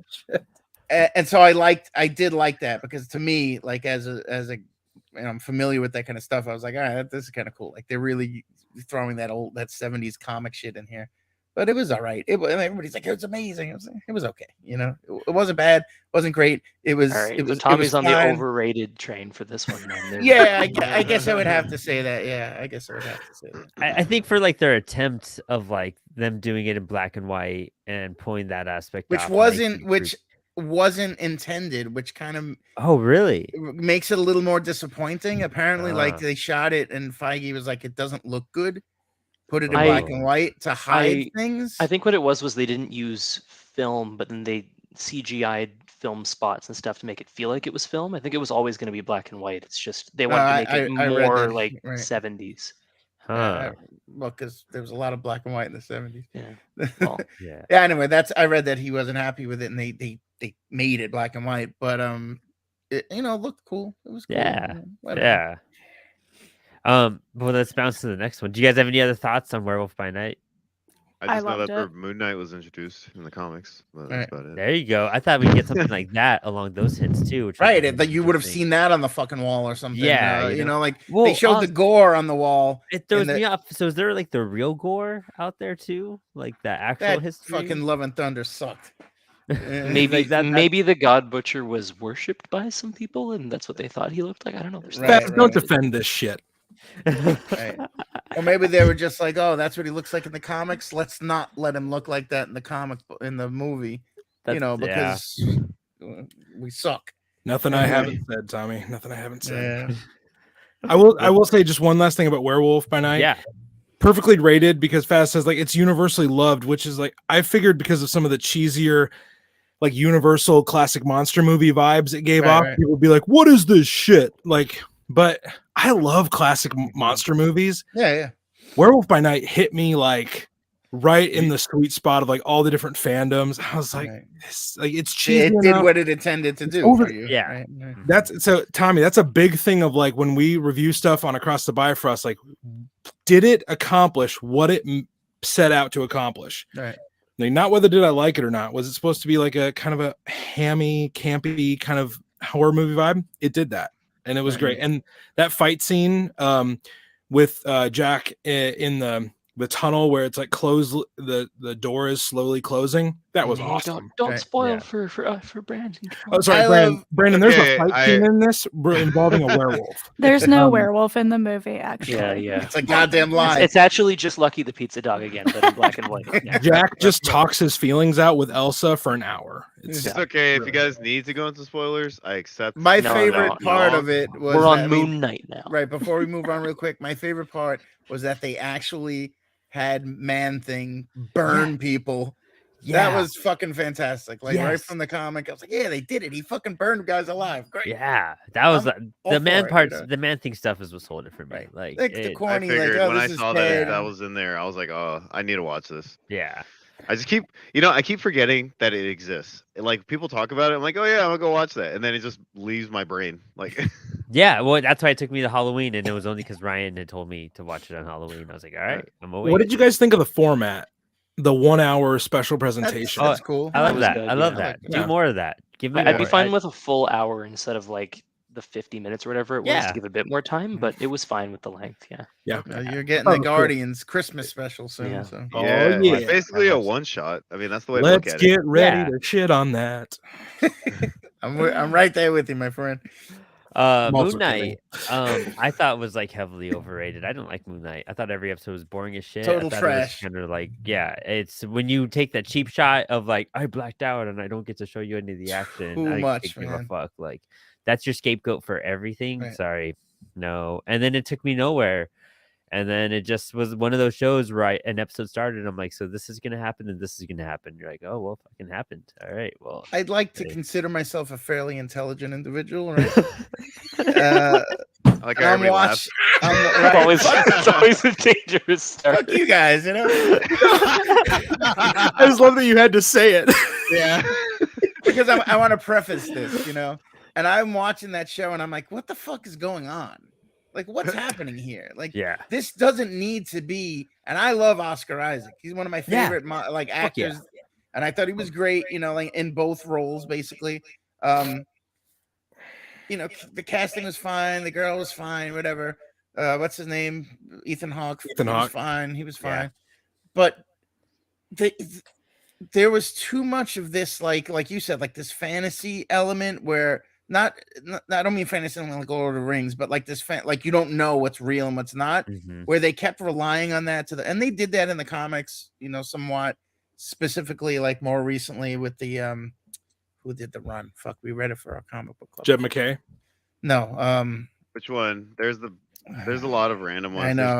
Whatever. That doesn't matter. I'm sorry, but when you stop caring after a while because Yeah. you're like, all right, well, this is just another he's imagining this shit. There's no consequence here. And it was just way too much garbage happening. Moon Knight doesn't need to be that difficult. Like if you think of the character and his origin, right? Like he starts off as a normal kind of, whatever, not assassin, but like a merc, and then he eventually they add the elements of like the different personalities and stuff. So why not do that here instead of throwing? Nobody knows this character, right? I mean, we do, fucking nerds, but like regular people don't know Moon Knight, right? So Yeah. you're And all like, of a sudden, all these Moon Knight fans came out of nowhere, and I was like, Yeah. "Fuck you all!" I know. I was like, what the hell? that's always the case. I've But, been like, reading this Batman. forever, and it defined my childhood. And, if you want to introduce a whole new audience to a character that they don't know, you don't go the most convoluted fucking way Yeah. about that. You That's start true. simple, and then you build the character, and then by the end of the season, you find out, wait, he's got two personalities. So when the Yeah. second season comes, now you're adding that element. They just right off the bat, you're like, what the fuck's happening? See, Tommy, I actually disagree for two reasons. Well, These are the fuck two you, from Ryan. lawyer. That's Number- my thing. Number That's my thing. Number one, Oscar Isaac was never confirmed to do a second season. He was only willing to Okay. do one and see where Yeah. it goes. So they Gotcha, kind of have gotcha. to do the whole thing at once. I And number guess, but- two, my parents are an example of a non-Marvel, non-comic book reading group. Mhm. And they were obsessed with the mystery. They were like, how many of them are there? Like, does he have two personalities? Does he Right, have three? alright. Like, is he alive? He's is he got- dead? What's happening? He's got, And like, four I always kids. knew, like, Yeah. oh, he's not actually, it's not actually all in his head. It's going to turn into that he's actually a superhero at the end. But Right. they're like, oh my God, what a mind fuck. He I might don't know. actually just be a guy in an insane asylum, right? See, the thing is, like, I just thought it was clumsy and convoluted storytelling where they could have even had the things that, like, your parents liked it for those reasons. They could have still had those elements without being so overly, like, convoluted. It was just too Yeah, much. I It was didn't too know. much. Like once you know the secret, and it's revealed right away. Like that leaves to me that left no mystery for anything else that can happen. And for him having one, like I felt like obvious, personality. Because even if you just, I don't know. I guess if you know absolutely dirt nothing about Moon Knight, but like I feel like his like schizophrenia is kind of like a defining thing that you're like, what's this hero about? Oh, he's Yeah. schizophrenic. That's what defines him. Like I don't know. Nothing seemed. It was so I guessed everything. Like that's what pissed me off. I felt like it was that obvious. So it's interesting that your parents had that like opposite effect. It sort of reminds me of the Winter Soldier, where comic book fans were like, well, obviously Bucky's the Winter Soldier, what the fuck? But like Jake Lockley was not seen coming by any non-Moon Knight fans, right? Like unless if you read about it or watched a new guess, right, Rockstar's right. video or anything. So they're like, yeah, why if Mark and Steven don't know what's going on, what is going on right now? And then it's revealed at the end and the rug is pulled out and they're like, holy shit, I can't wait for season 2, right? So I think this is one of those things where because you know the source material, the switch, like, oh my God, that's Bucky. Who the hell's Bucky? It's not a shock for comic fans. This isn't a Yeah. shock for us. Also, Right? like, It's a shock for them. I only read Warren Ellis's run, and that's where you got that like masked Moon Knight, like the suit, the white suit and suit. everything. Mr. White. Yeah, and it was just like totally different from what we saw in that, and I was just like, yeah, you kind of just killing this for me, and I'm a big Warren Ellis fan. Fight Let me like just- a butterfly, sting like a bee. My name is Steven with a V. I love it. Let me just say, as a fan of Moon Knight who's read multiple eras of Moon Knight, and as a Jeff Lemire fan, Jeff Lemire, that was the run that I read. as a Jeff Lemire connoisseur, fanboy, lover of all his material, let me just say I was happy to have the Asylum scenes. Gideon Falls, amazing series. Follow Paul City Comics if you want to hear me rant about Jeff Lemire. It's like I was so happy because I fucking love that shit. He had the four, like I think it was like 4 or 5 different personalities where he was like a space pilot fighting wolves in space. Werewolves, right. He was the taxi driver. He's the movie actor. He was then Steven. He was Mark Spector. It was like amazing they put that in there, and I fucking love it because that first arc is so crazy and so nutty. But the show is overrated because they try to like overcomplicate and just like make it seem like such a mystery. But yes, it was predictable and all that. And I think what they should have done, and I know that they only had 1 season planned and they weren't going to continue it potentially. They should have just committed to one style or one arc. They crammed like Right, three right. different types of Moon Knight in there, like three different eras of Moon Knight, and it became a clusterfuck where it was like you got the run where he wore the suit, you have the Lemire stuff, you And you have didn't get the enough of origin. any of them. You know what I mean? Yeah, Like, and it felt and heartbreaking. Like, the one thing I was excited and kind of curious to how they're going to go about was the Khonshu. Is that how you pronounce his name? Yeah. Yeah, Khonshu. Like Whatever, showing how whatever. Khonshu would sound, how he'd be like perceived. I thought that was cool because like he's Yeah. always seen as like this apparition in his head, right? But like Yeah. in the show, he's like this crazy ghost that kind of follows him, this god that kind of like trails behind him. And I thought that was a cool idea. And I thought implementing like the different personalities and like the blackout part, like it works sometimes, but it also was just kind of like he like blacks out then wakes up. It became a crutch. It became Yeah, they super depended crutch. too much on it. What they should have done is do a whole separate fucking show where when Right. he blacks out, you go to the other episode and see what Right. happens there.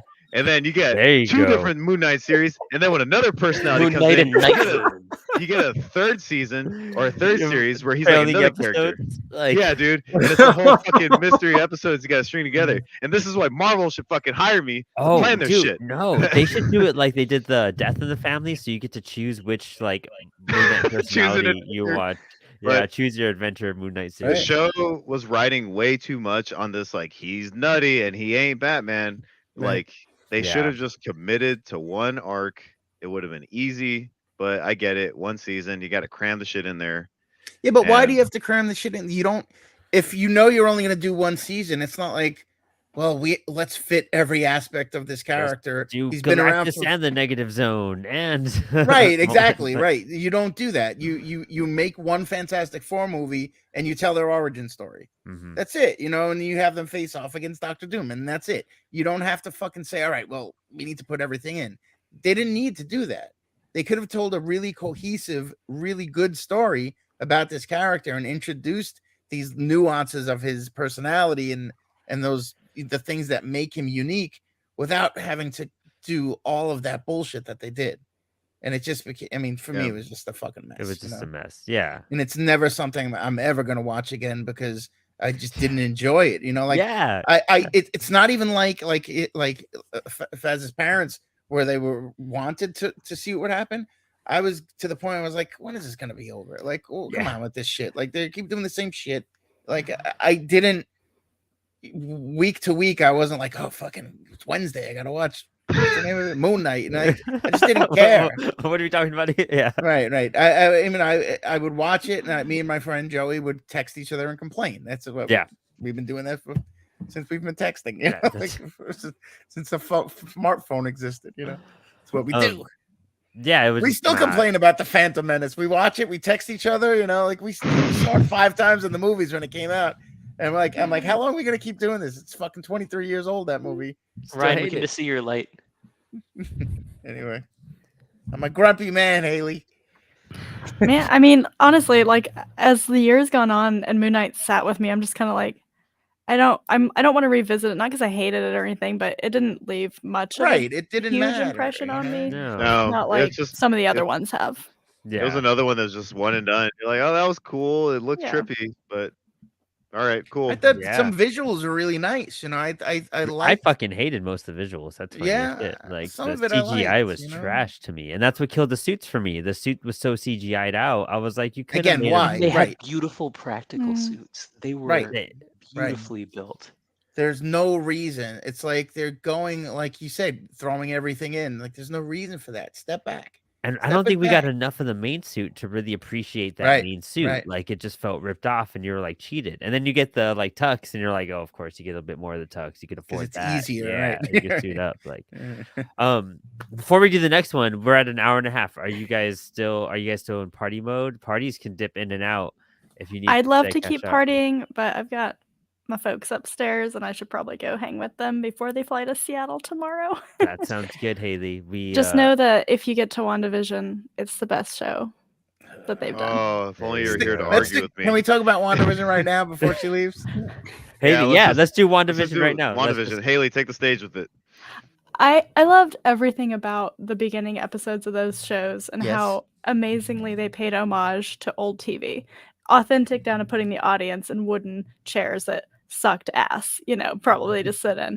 And I loved oh my god, my brain. Wasn't like Dick Van Dyke, like a Yeah, it technical was like advisor on Van that. Dyke, Like, and right, I mean, it was just amazing. And Brady Bunch, and like the art of those episodes just was really incredible to me. And so I just love those. And her arc, my mind, Wanda's arc. I'm tired, you guys. It's been a long fucking week. Wanda's arc to become the Scarlet Witch was badass. right. And that's all. I thought like that show. That was a show where week to week you're like, what the fuck is happening? Yeah. Yes, And it you was wanted like, to find out, and you're guessing. You're like, oh, you're trying to Yes. find things. An actual It- mystery. It was And a how- great Was start it to Disney 8 shows. episodes? 8 episodes. was 8 or 9. 9. Yeah. 9, right? So by the time they got to the seventh episode,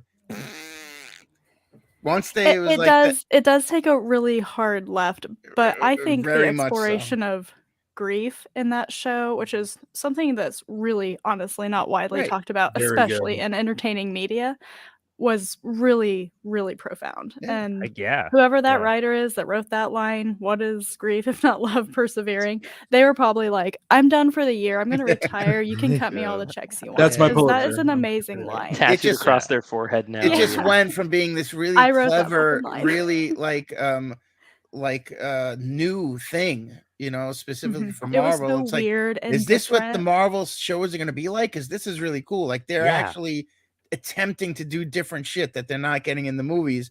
And then all of a sudden, the last 2 episodes, like, oh, this is just the movie. Guys flying around shooting lasers at each other, and They did. They went right stupid- back into the stupid MCU shit, right. formula Mhm. for Right. sure. But think- people like That hated started those strong. first 2 episodes. They No, it hated was those great. first It 2. was Those are my great. So favorite good. part. Right. So good. And I think that's Uh, what made Falcon Winter Soldier disappointing, because coming off of the high from WandaVision Right. That and is jumping true, to that, I yeah. was like, Yeah. it was Uh, this was so trippy and Twilight Zone-y. I love that, Yeah. but this is just like They tried something different, Yeah. yeah. and I love that. and then they just went to the same old, I think with WandaVision, like my thing was, I agree. It started off really strong. I also think like her taking like her whole journey and transforming into a final form official Scarlet Witch, like was all super dope and everything. Yeah. I just think they revealed the mystery too soon of like, oh, it's actually her creating all this, and it's because she loved TV shows, which was a great way of like really developing her as a character. It was like manifesting her love for sitcoms and TV when she was with into her her own family, life when she like, was that grieving. so- Yeah, like I thought that was like a crazy, amazing way to do it.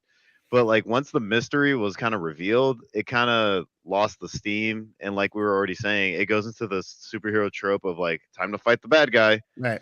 Well, And wasn't like it revealed in like episode 7 though? Like when Agatha was still like she's maybe running the show, and then no, it's fully Wanda doing everything. Like that's No, pretty it's late. when Monica gets sick. It's in the 7 days episode. I have Yeah. seen Okay. this show. I'm not kidding you guys. I The- probably watched it 10 times. She Yeah, wow. expels her from the hex, and she's like, "It's Wanda. It's all Wanda." And I so just it's that. I think- think But that's like at episode that point, though, 4 or everybody's still 5. thinking like, is 3. it Mephisto? Is it Agatha pulling the Yeah. strings? Everybody knows who Agnes is. Well, Yeah. once they got to that Agnes song, Agatha, like then you like, all right, this is when I this love that went in a song. really dumb. Yeah, that song is amazing. I Yeah. feel like we have different Yeah. vibes on the songs in the MCU. It's I not- can it's do not this all about- day. It's Not Agatha about the all along. song Here for specifically. it. It's about what happens to the show once that gets introduced. Well, I That think is- the next I episode just thought it was- is going through her past, right? Which might be the Yeah, best episode it's of the just very series. layered. was And it? Yeah. I All right. don't hate anybody who doesn't like parts of it. Like I love it enough for the whole world. So Yeah. I just Yeah. think the first season should have stayed a mystery of like what's going on. Why is it all sitcom-y? Yeah, but they needed to get to then- Multiverse of Madness. Yeah, and- I think the ending was hurt by that for sure, because Yeah, they knew that and- in the year they had to be villainizing Totally. her to fight. Yeah. I just think like at most they should have revealed why it was like all sitcom like, where it was because like it's what she found like like it should have ended happy with and joy. her travel through her grief, basically, because that's where we Yeah. discover all that. Yeah, it's Well- like, and then you find out like why she did it and all that, and why she loves TV and everything. And I think right where they reveal it was her, it should have cut off and they do a season 2 exploring the rest of it.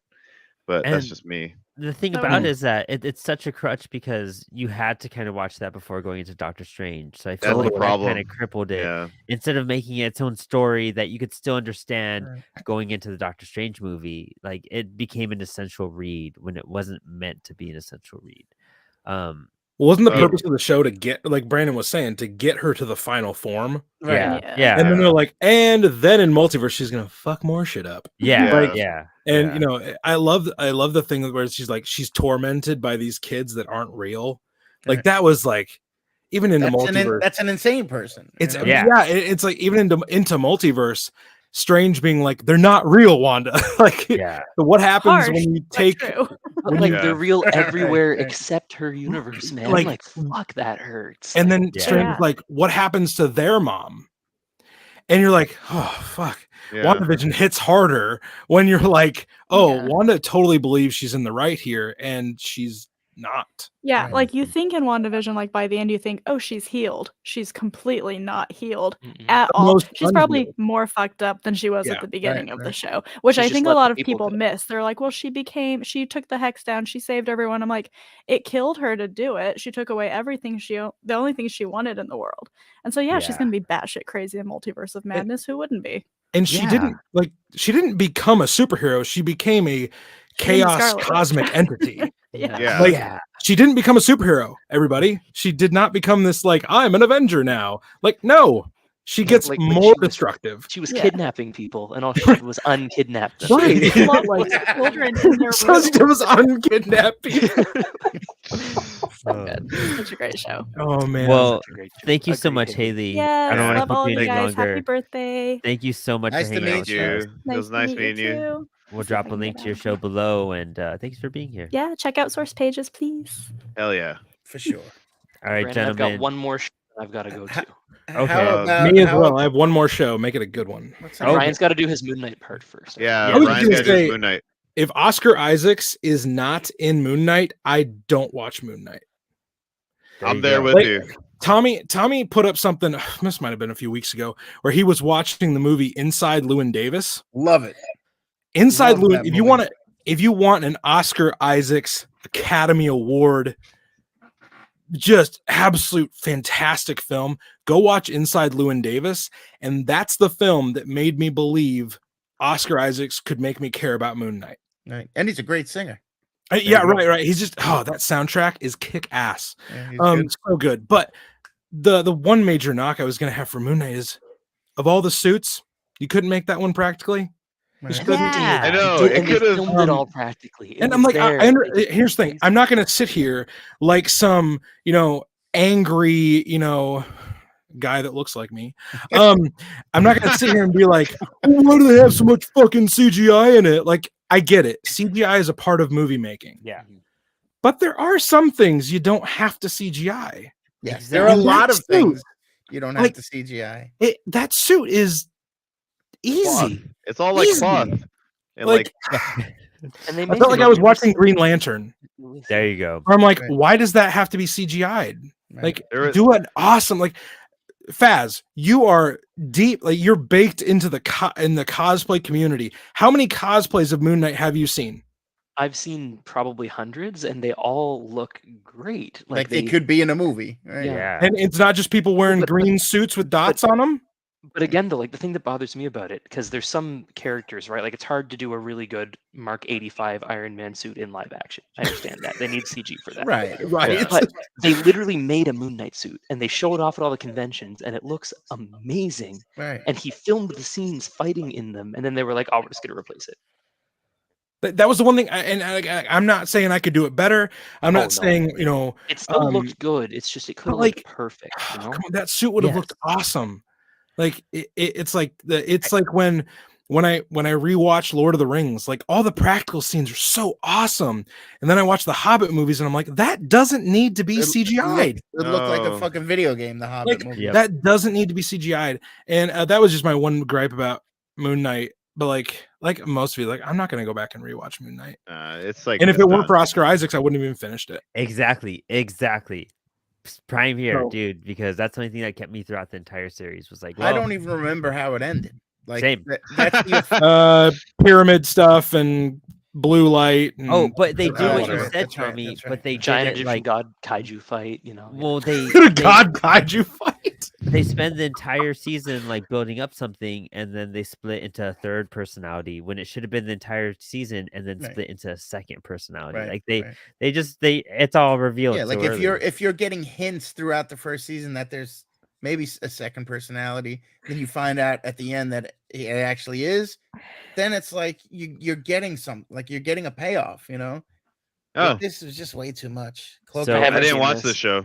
I didn't Never watch watched it it. either. Never Nobody. watched I No. was just curious if anybody. Apparently, it saw was good. It was on Sci-Fi, I think. Yeah, or I some heard it shit. was good. Heard good things Yeah. about it from like because it was like a teen superhero movie. So Right. like it was meant to be it was see. one of those. It was meant to Where- be a different audience. I think you could watch it on Disney Plus. Let me look it up real quick. Yeah, yeah. I This think one's you like can. it was a casualty of too many shows, not enough time for Right. me. I heard it Yeah. was Yeah. good. Oh, I it's feel like on I would have Hulu. enjoyed it, but yeah. Hulu. They like Hulu's on like Disney Hulu, Plus yeah. Canada then. Love it. Sorry for all Yeah. you guys, but for us it's, free from Yeah, I you, never at least. never watched it. Faz, They- let's end on a good one. They did the Yeah, let's end on crossover a good one. Runaways. I know that. Okay, Never watched that before either. I said a Before we good did- one, Brandon. Yeah. I Brandon, would can you say spin that before again? before we do the Defenders, Never uh, watched it. if do you guys want to choose one of these that Yeah. are left? As Yeah, long as choose it's one. as long as it's not Shield, because I don't have all day. Yeah, we have a whole episode with me and Ryan talking about She-Hulk. I vote either Loki or Agents of S.H.I.E.L.D. I haven't That's the seen last Agents of S.H.I.E.L.D., so I it's up haven't to you seen guys. Agents of S.H.I.E.L.D. either. Guys, If someone wants you're to hurting fight, me. we can pick Loki. I've just seen episodes here and Oh, there of Agents of I'm S.H.I.E.L.D. gonna say so- I'm down with Let's do Loki. Let's do Loki. All right, right, Loki's Loki in. All right, who wants to Shit kick on it Iron off? Fist. Ryan, kick it Ryan, off. you should, since you sound Yeah. controversial. I love Yeah, that. you're ready. You're ready to come and Yes, swing tell it. us. Oh no, I mean it's okay. Let me just confirm my bias. I love Thor shit. I just do. Like This is true. Asgard Fine. stuff, Thor, Loki, Odin, like even if it's suboptimal, I still like it. Like I love shitty B movies. Like it's just, it's that kind of stuff. But I liked Loki a lot. Because there are so many different versions of Loki that don't get explored. And I mean Faz Faz, I'm gonna give you a great lead in here. His favorite version of Loki shows up in this show, and it spawned a whole joke on our show about alligator Loki. It was awesome. Like we saw Kid Loki and Sylvie and classic Loki. I loved all the different versions. I loved that the TVA is kind of this sandbox that we get to play in because Yeah. it's multiverse, but it's multiverse with consequences. Mhm. And like when other things happen, there, like if it goes too far, if it strays too far, there is a timeline consequence. I loved that there were stakes to it. That Right. made it feel like, oh, we're going to do multiverse. And I'll be honest, like with my comics, I'm not the biggest multiverse fan. Right. I like the agree. 616. I like old school stuff where all the continuity is kind of laid out in front. I'm kind of a dum-dum where I don't want to have to think about too many versions of the character. Right. But if it's done like this, I'm like, okay, we're not going to go too far out into the the ether. And I'm going to be brought back to center because Loki is that centering character. My favorite two scenes of this film or this series, and yeah, was it too long? Did it have too many? Whatever. We've talked about those casualties of episodic storytelling. In the first episode, when Loki watches his own death and Freya's death, I was like, yeah. puddle, because I love these characters, and I was like, oh my god, like, because him and Owen Wilson are having this deep conversation about who's really at fault. And Loki has to watch this like horrifying scene of the only person that ever believed in him die, and he didn't know what happened, and then he watches his own death. Right. And, like, that first episode hit me like right in the feels, and then the last episode with Jonathan Majors as Kang.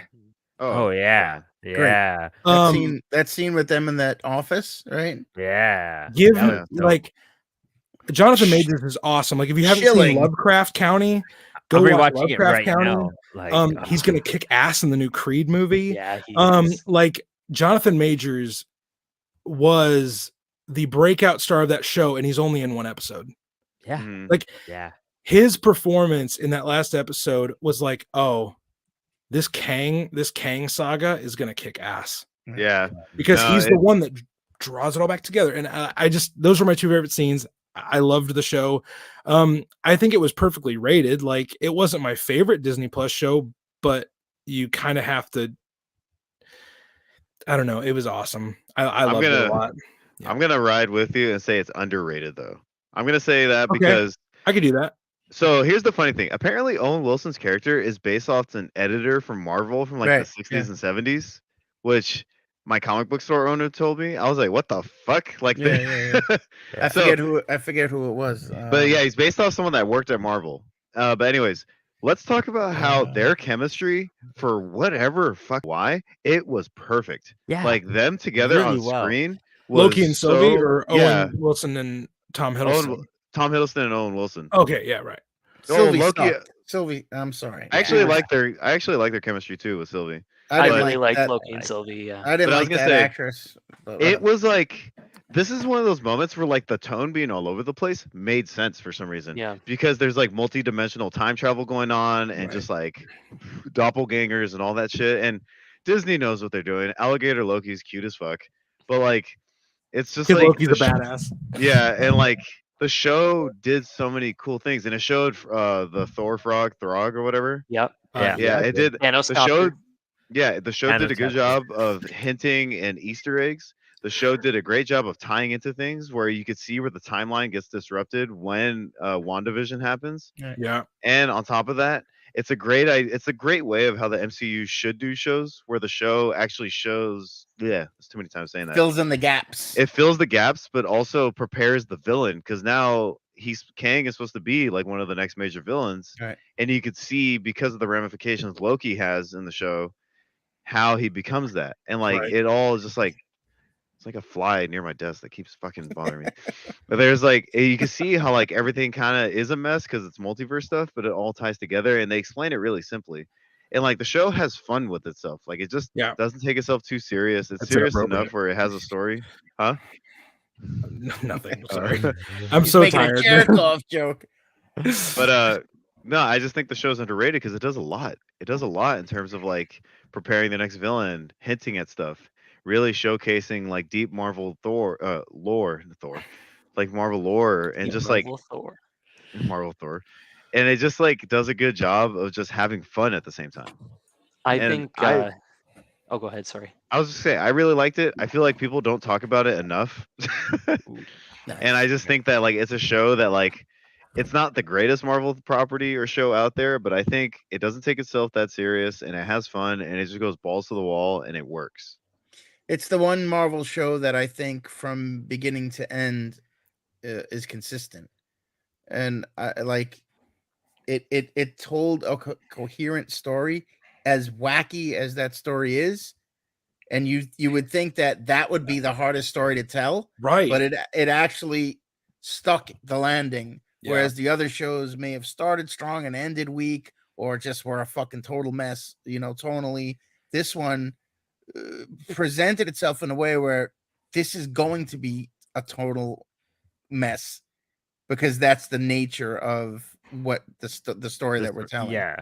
You That know? makes sense. That gives me a different perspective on it, because I didn't like Loki too much. I liked the first like 2 episodes, Mm. and I liked the last like 2 episodes, but the Okay. middle just totally lost me I- because it just I don't wasn't know. a big fan of Sylvie, and same. That killed me. She was the worst thing about the show for me. I just didn't like. I don't think the actress had any real personality. That I didn't care about her. I don't know if it was because the way the character was written or played, or maybe a combination of both.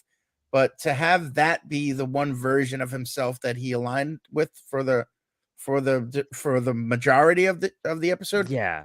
it just seemed like they were doing it to have a female character in there, when it's like, that would make sense if there was some kind of sexual tension. I know they made kind of jokes about that, but there really wasn't. There was no sexuality there. She's a beautiful woman, but she wasn't sexy. So they removed that aspect, the sexiness of what should be maybe a dynamic that may be strife with sexual tension, even though it's really him. Like, by taking the actual sexuality out of it, you're also taking that sexual tension out of it. I don't know. I felt tension between the two of them from the beginning. Like from the beginning, I was like, "Oh my god, Loki's gonna fuck himself, isn't he?" And then you could, Yeah, Right. like- That's No, what they set you up to think, right? Yeah. But the she- outcome and like the way they were developed, it just like it got stagnant to where like it Because just felt like broke you're Ryan. watching. It felt like I mean, you could tell like it was just literally like, okay, it's just a little doppelganger. It felt like a forced overused character, right, and they were trying Right. to make her seem important when she didn't right, have that right, importance. exactly. Right. When it's in I fact, would have liked it if they would have had not Ray Fiennes. What's the guy who played the old school Thor? yeah, Loki, that would have been Oh, cool. What's the And- actor's name? Yeah.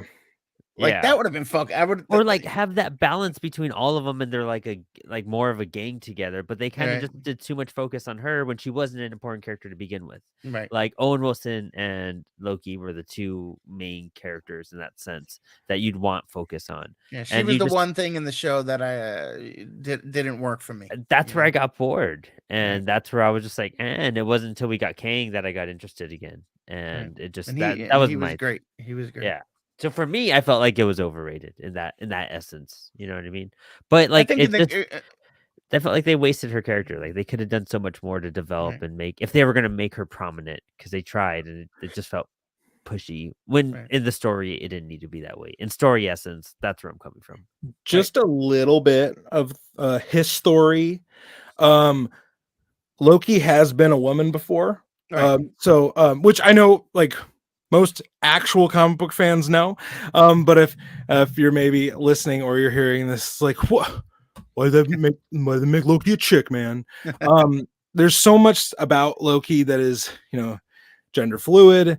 His sexuality is all over the map, and there's been able to tell a lot of good stories with that through especially like the Marvel's Voices line of comics. But like I remember seeing that repeatedly, just the ignorance of like Loki's not a woman. It's like read a fucking comic. But the odd thing about that, Ryan, is that somebody will complain that he's not a woman, but they have no issue with him being a crocodile. Right, You know? right. but Is it not the Loki- dumbest alligator fucking thing? We would all have Like- a problem with him being a crocodile. An being alligator. I'm alligator. sorry. Right. I'm sorry. God forbid a sexually active crocodile. Right, Faz, Yeah. you're being very crocodilist. Alligator thing Loki is- fucks. We all know. like That Loki broke could me be- so badly. Loki could be. a lot. I mean, like any other character, they could be whoever they are or who they want to be. But I think also people tend to forget when it comes to like Norse mythology, Loki as Right. a character has like he's like what is he fucked? He's fucked like a wolf. He's fucked like a Everything. snake, Yeah, like right. Horse, That's yeah. a horse, like goes to men that. and women. I think like it's like core to his character to a certain degree. Yeah. I mean, I Oh. could be wrong, but A few years ago, it's like, oh, Loki's gender fluid now, and his sexuality is all over the map. Yeah, have you checked out Norse mythology? Like, that's Yeah. not a new thing, Incest fucker. and parent, dad, kid fucking and all this stuff. Like that's they don't go. Look, you're never gonna see Tom Hiddleston. Is that his name? Tom Hiddleston? Yeah, Like, there you're you not go. gonna see him making out with a guy on. Like they're not gonna go that far. No, Like they're gonna make mention the fact that I've fucked everybody, whatever he says. yeah, And that's fine because that does play into the actual Norse mythology, and Greek mythology. Like there's all sorts of wacky shit going on. When you're a god, you fuck whatever you want to fuck, right? yeah. After a while, you're like, well, I fucked everything. I might as well fuck this tree. There's a wolf. Ah, fuck that wolf. Who's gonna stop me? I'm a god. Brandon, that's the poll quote for the little audio thing. Like, yeah, there you go. Yeah, go for a tree. but that's not the issue here. I think with her, for me, was that I just didn't like. I didn't like her. I didn't think she had a lot of Yeah, screen presence. yeah. I Again, agree. beautiful woman, whatever. She looked cool. Show some tits or something, honey. Come on, get out of here with this. just remember, love is a dagger. And God, don't get me, please. what does that mean? I don't know what it means. Brandon, I got to run, man. All right, yeah. Brian, Faz, thank you so much for partnering with Yeah, us. thanks for being Happy here, guys. birthday, Apollo City. Thank you. Pleasure, It's Apollo great. City pals. Yes, Fun and times, guys. Yeah, I'm glad we all got to unite and hang out, and I'm glad that Tommy and Ryan got to connect on a episode together. What a cool way! I have talked to Tommy about some art that I desperately want to buy, but I'm so broke right now. Whenever you're ready, man, you let me know. Dude, so it's a little sidebar, everybody, for me and Tommy. Tommy is a fantastic artist. Before this, I do have to go, guys. Okay, All right. love you, Good night, Faz. Thank you Faz. so much. Love you, for being here. Faz. Bye. Love you, everybody. Remember, Loki fuck. Loki fuck. I like how it just disappeared in the middle in mid. Oh man, I feel bad saying anything else after that. Like, but no, like just if you're not following Tommy on Instagram and checking out his art, man. you need to be. If I was a wealthier man, I would have already bought that as like my birthday present. There's a great Thor. Was it like a sketch or a doodle you did, or The one from a while back? It was yeah, the gray one, right? Yeah. All right. it was You phenomenal. let me know, man. I'll work with you. I still owe these guys a logo. For Yeah. like a year already, but you know, But not that long, but it's been a while. Right? That's been about a year. Smooth Brandon, happy belated birthday. Thank Thank you. you. Thank you. Bearded Brandon, stay vegan. That's my Across the Bifrost version of Apollo City. It's well, everybody, as we say on Across the Bifrost, wherever you are, whatever you're doing, don't forget, stay vegan. There you go. Thank you, There you Ryan. go. Is that really the slogan on the show? Or it says "Stay worthy" or something like that. Right. Like, Are you a vegan? Yeah, I am actually. Oh, I yeah. didn't know that. Yeah, yeah, yeah. Yeah, you know what? We've talked about this when you hired me to do the logo. I was in a bad fucking artist block, and now that I'm out of it, I have to come up with I don't want to just like we talked about this the other day. I don't want to half-ass something, you know. Exactly. That's why I'm just like, nah, you're good. Like, and I know how that shit goes. Like, as creators, we get stuck sometimes. Yeah, man, And it was sometimes bad you're just like, fuck. for a long time, and finally in September, months, man, really, like months, almost since the winter, like. And now we're going back into the winter, and now you're just Right, like, fuck, man, I gotta pummel through before the winter comes again. I know I'm scared for this winter. It's gonna be all dark for me and shit. So I'm be on the East Coast, dying cold. Right, it's a snowing. whole new thing for you, right? That's right. Yeah. Meanwhile, in California, we're at a cool 60 still. Well, today, I mean, here in New York today, I think it was like 70 degrees. Yeah, it was like Nice 70. out, It was a right? nice It's day. gonna be nice all week.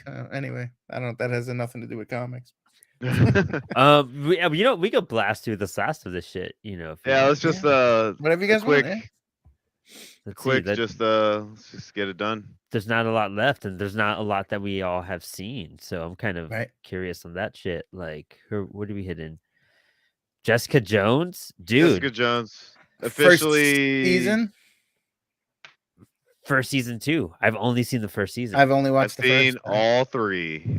There's 3. There were 3 There's Jessica Jones There's seasons. 3, yeah. What? I thought there was 2. It was like the Netflix deal. It was one of the last shows to come out. Oh, wow. I thought there was 2 as well. I Yeah. didn't even know there was 3. I did not know I that. think, honestly, objectively, best Netflix Marvel show. Really. In my opinion, I think the show's slightly underrated. I think it does a lot of like interesting things. Like it touches upon themes of like, she's a character that comes from like a background of like abuse, like in a Right. relationship, and I think like that's one of those things that the Marvel shows didn't really talk about. It's they talk about other things with other types of characters and other characters, Right. background, like back origin stories and everything. I think with Jessica Jones, it's like, the first season especially talks about like the abuse of like her relationship and coping with that afterwards. And I think overall the show is really underrated because it's not like anything else from Marvel's backlog, Hmm. It isn't just like a fight the bad guy kind of show.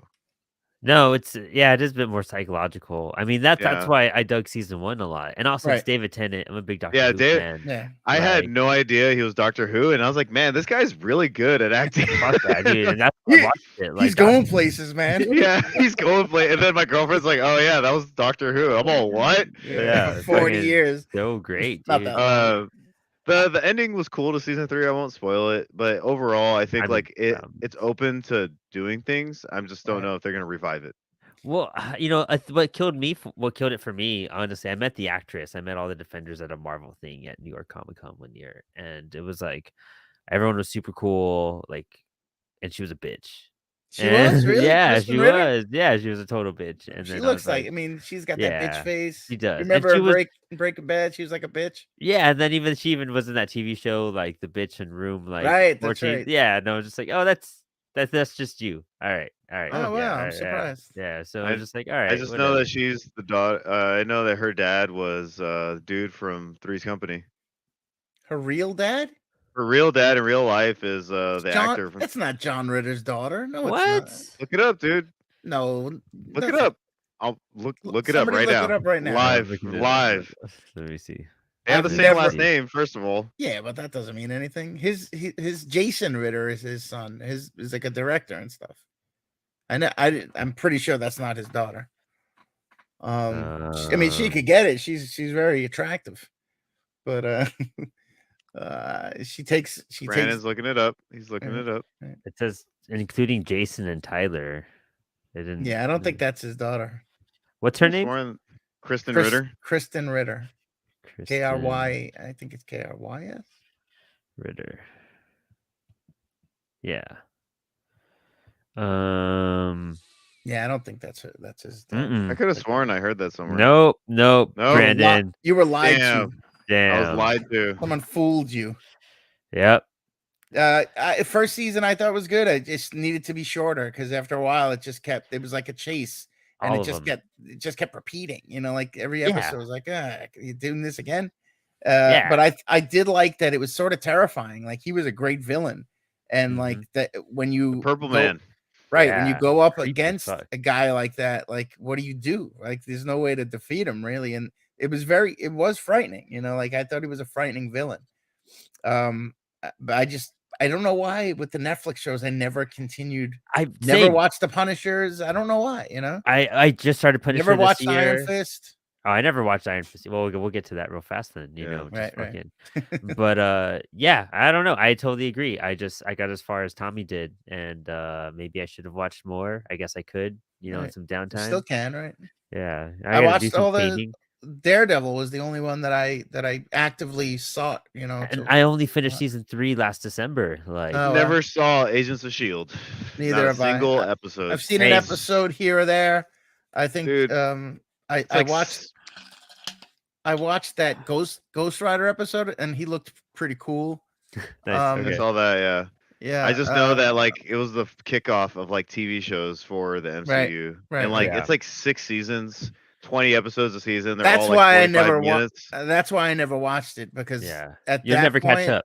I'm not watching 100 episodes of an hour long show. No. Yeah, I was like, this is so much. People And like it though. Apparently, it got better. It's probably very like like TV, like Yeah. like the DC shows, like they were sort of like soap opera-y. It and just felt like a CSI for Marvel. Right, You know what I mean? From what I hear, it got better. That's what right. people- First of all, then again, I never watched Peggy Carter either, but Same. she's fantastic. Hayley Atwell, oof, You know, did you guys ever watch that she's good looking. X-Men show? This is off topic as fuck. but Legion? Never Not Legion. Legion was great. Legion was Never. dope. I didn't watch, but I heard the Oh, first Legion season was great. fucking phenomenal. Yes, I've seen that first episode itself like 6 times. It's so fucking good. Like, highly recommend Legion. You would dig the fuck out of it, Tommy. Yeah, I've heard. There was another one that we were somebody meant from the 90s. No, like in the 2000s. Like it was. What is it called? If I remembered, I would say it. I don't know. It's. I was hoping you guys would know, but it was like. Maybe it was on CW or something, and it wasn't Fox. I remember. So at Fox? Comic-Con recently, in October, somebody brought up, oh, did you ever watch this X-Men show? But it had nothing to do with the X-Men. Yeah, like they talked about it taking place at the school, but there were no X-Men in it. Professor X wasn't in it. Like they mentioned him, and they were like a bunch of made up characters or whatever. And I'm like, I never knew that existed, but I can't think of the name of it. I can't think. Okay, so none of us saw it. Like, no, I never saw it. Like, no. okay, but I mean, I didn't even know it existed. Right? Yeah, I think it came out like in 2017 because I was writing for that website. No, it was way before. I'm pretty sure it was a 90s show. No, there was one in like 2017. Yeah, because it was like a prominent thing where an actress. Maybe that's a different show. Fucking. That might be another show that we haven't watched. Yeah, there you go. Yeah, I'll Google it up right now. I'll see if we can pull it up and find it because I'm interested. Not a lot is left, to be honest. Like, I'm kind of curious what we'd even hit. The Defenders. Didn't Ooh, watch it. Overrated. Didn't watch it. I'm not gonna lie, the worst out of all the fucking Yeah, Netflix So overrated. you watched you didn't they watch the hyped other the shows, but you watched the Defenders. It was It's one short. season. Yeah, it's One 8 season episodes. short. Yeah. They tried capturing a smaller version of the Avengers magic of everybody being on screen. Right. Yeah. So much potential. There's the chemistry worked. There's cool fight scenes. Overall, show got way overrated when it released. Not great. That's all I got. One day I'll watch. I'll go back and watch all of the Netflix stuff. Yeah, it's one of those things. Like, you have to kind of eventually. The Gifted. Right. Right. Yeah. And what year is that? That was where's the year? 2017 and 2019. Oh wow. Oh, you were wrong that time. Yeah. Who, Yeah, me? The Gifted. Yeah. Yeah. I was wrong about Kristen Witter. I'll take it though. Yeah, I never watched it. Never even The heard of it. Defenders. I was never even trash. heard of. Yeah, Oh, The honestly, Gifted. Tommy, Yeah. you'll probably hate Defenders. You will. You would definitely hate Yeah. it. It's a lot of Elektra, and it's just a lot of crap. And it's just, Oh, Elektra's in it. Yeah. like heavily. He's like, oh, never mind. Yeah. Look, I mean, if I do watch all of the shows, then I will watch it because it's like the Yeah, you cap, got right? to. You know, Yeah, you got to get Iron to it. Fist. I'm gonna say rated because everyone hated it, and it's true. It lives up to the hype. Season 2 is a lot better, and it's just more fun and stupid. But season 1, people were told me to skip the first 5 episodes. You could literally skip the first 5 episodes and not miss any story. It's crazy. I never watched it. Never watched it. It I don't think seems I like- ever will, to be honest. Like, I think It I will seems like always such an avoid- easy concept. Like, why would they get that wrong? You know, like it's Just so give us a stupid. dope kung fu, and then they fucking whitewash the fuck out of him. Right. Like, Well, he was white. oh, he He's was white. white. He was Yeah, white. he's Yeah, Danny white. Randall's a white guy in the comics Yeah. too. But they did Yeah. talk about initially they mentioned that they might recast with an Asian actor, and everybody's like, "Oh, cool, that makes sense," you know? Yeah, it would. Because yeah. otherwise, it's like it's Green Arrow, right? He gets Yeah. rich guy gets trapped on a fucking island, Mountain this and- time. right? A mountain, but it's the same concept, right? Yeah, Yeah. exactly. The show could have been the perfect opportunity to just make a TV show with like fighting and like emphasis on like Right, martial arts right, and right. everything. Just give me kung fu fights every episode. I'm Right. happy. Yeah, with it. but- Like, yeah, They fucked it up. Apparently, they rushed it and they didn't give him time to train either. Right. That's what Oh, I yeah. heard that about the first season, right? But That's season not 2 good. is more fun and actually makes sense. You could probably skip season 2 and still enjoy it, season one. or Right, season right. 1 and just Yeah. watch season 2. Interesting. Ends All on right. a cliffhanger they never resolved too. Yeah, they're just but- like, we can't afford another. Yeah, How could rated. they barely be announcing season 2 of Sandman right now and give Marvel all these shit seasons? You know what I mean? Like, fucking god. 3 left, and I'm kind of curious about this one that's coming up. Is it going to be? Oh no, not yet. She-Hulk. She-Hulk has me conflicted. Okay, Not I- a fan. really? You didn't like it? Did not like it. I For a fucking- myriad of reasons. I'm interested. Like, I could see why people don't like it. It's actually up there with WandaVision for me. So I you liked enjoyed it, Brandon? I really liked it. Like, I What liked about it a this? lot too. Oh, you liked it a lot too? I did. I didn't see it coming. So I like She-Hulk a lot as a character in the comics. I Yeah. love that we got acrobatic Daredevil. I thought that was awesome. Yeah, It's a fucking little top CG. Disney But it was all Plus CGI. It was crap. It was CG, but it was cool to see him do front flips and shit. I'll say that. Fucking that battle. Yeah. But I was shocked how good the show turned out to be in terms of like how entertaining it really was. I don't like the fourth wall breaking stuff usually. I thought that was awkward, but it still worked. But I that's thought- how She-Hulk comics are too. Right. Not all Oh, of them. the No. John not the Byrne ones one, I. right? Yeah, the John not Byrne ones that they were based Oh, the on. John Byrne ones. Yeah. Okay, I haven't read John Byrne ones, but I've read Charles Soule and some other random ones. That's they don't. They don't break it. The John Byrne run is like kind of like a deconstructionist superhero thing, right? Yeah. So it's not really a satire, but it is, Oh, because that makes more. she does have like a story. It's not less like Yeah. a total joke. There is these stories about Jennifer, right? Jennifer. Yeah, Is it yeah. Jennifer or Jessica? Confused now. I think it's Jennifer though. Yeah, it is Jennifer. I'm sorry. I'm thinking of Jessica Walters from the actress from Arrested Development. But there is, so that old run from the late 80s, early 90s is that, you know, it's kind of like a satire, and it's like a deconstructionist view, deconstructionist, I can't say the word, view of comic book heroes, right? Which in 1989, when it started, was something that was like new, you know. But now you're getting a lot of that in a lot of different medium. You know, you get it in TVs, you know, you've had it in movies, different takes on the superhero genre, and so on and so forth. So, all right, you know, they're going to go with that with the new TV show, and that could be something that Marvel does, and it could be interesting, and it could be funny. And it, you know, people like, well, it's supposed to be, you know, like a sitcom, but is it a sitcom, or is it a Marvel MCU thing? Yeah. This show to me was very confusing as to what it wanted to be. And I think the fact that they wanted to include it as part of the MCU as a whole, and they're adding Hulk, and they're adding the Abomination, and so on and so forth, and they're kind of leading, you know, kind of adding Daredevil, that there might be a future there, and you're going to get, you know, Hulk and Sklar, you know, whatever. So is it a conduit to tell more MCU stuff, or is it a standalone procedural about a young 30-something woman dating and having her, you know, trials and tribulation, no pun intended?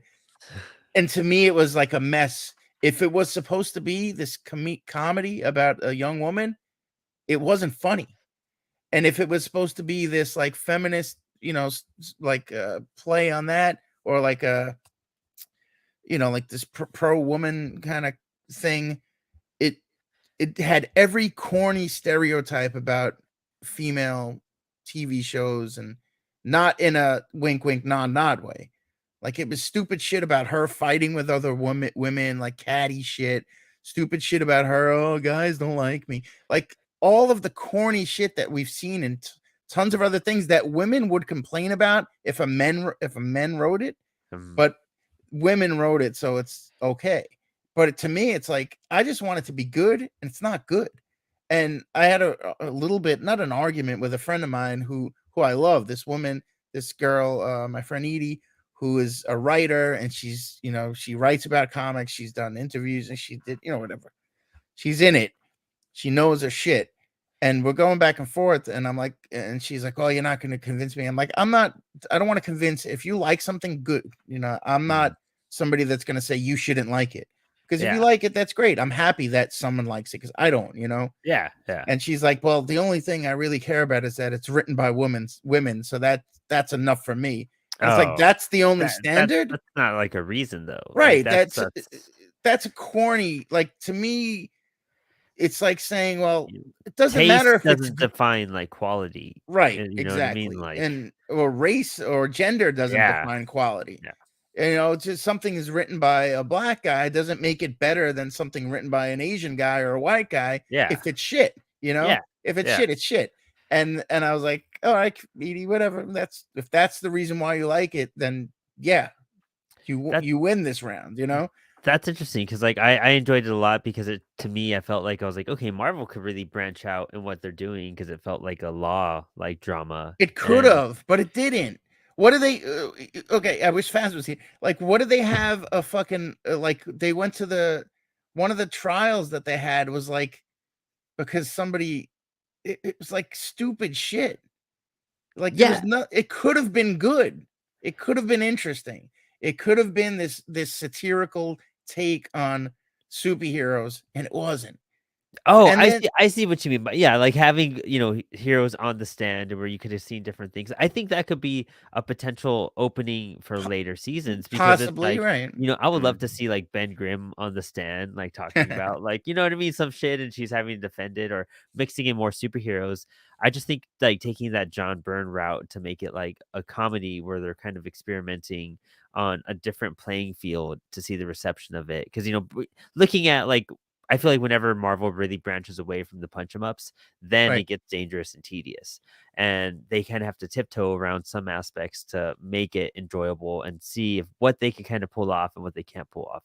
So even just poking fun at like that male aspect of, fanboyism and talking shit and all this type of stuff, which I thought that was like a great approach to being like, Yeah, but okay, they're seeing how far they could go. And it's also for like that very much that like younger culture on TikTok right, and and that's Instagram and shit. one of the Like, concessions is like this isn't written for me. Like there this you go. isn't Yeah, it's not yeah, for me, like yeah. but even though I like the character and I've read She-Hulk comics and I know her from tons of shit, Yeah.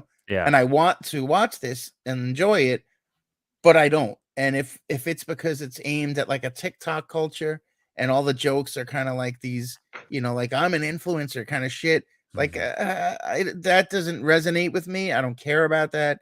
I don't that doesn't have any dramatic kind of like Impact pull or from matter. impact. Yeah. That's a great word. To me, it just becomes really trite. And you have this opportunity to not only do this kind of breaking the fourth wall thing that Marvel hasn't done yet. I mean, like what's his name? Deadpool does it, right? Yeah. So that's what I meant earlier, Brendan, when I said that the other Brendan, when I said that they've done this shit before, like at this point, that kind of joke isn't fresh and new like it was in 1989 because their Deadpool does it already, the audience as a whole knows that that's Deadpool shtick, right? Yeah. The mass normie audience, moviegoers and stuff. It's been done.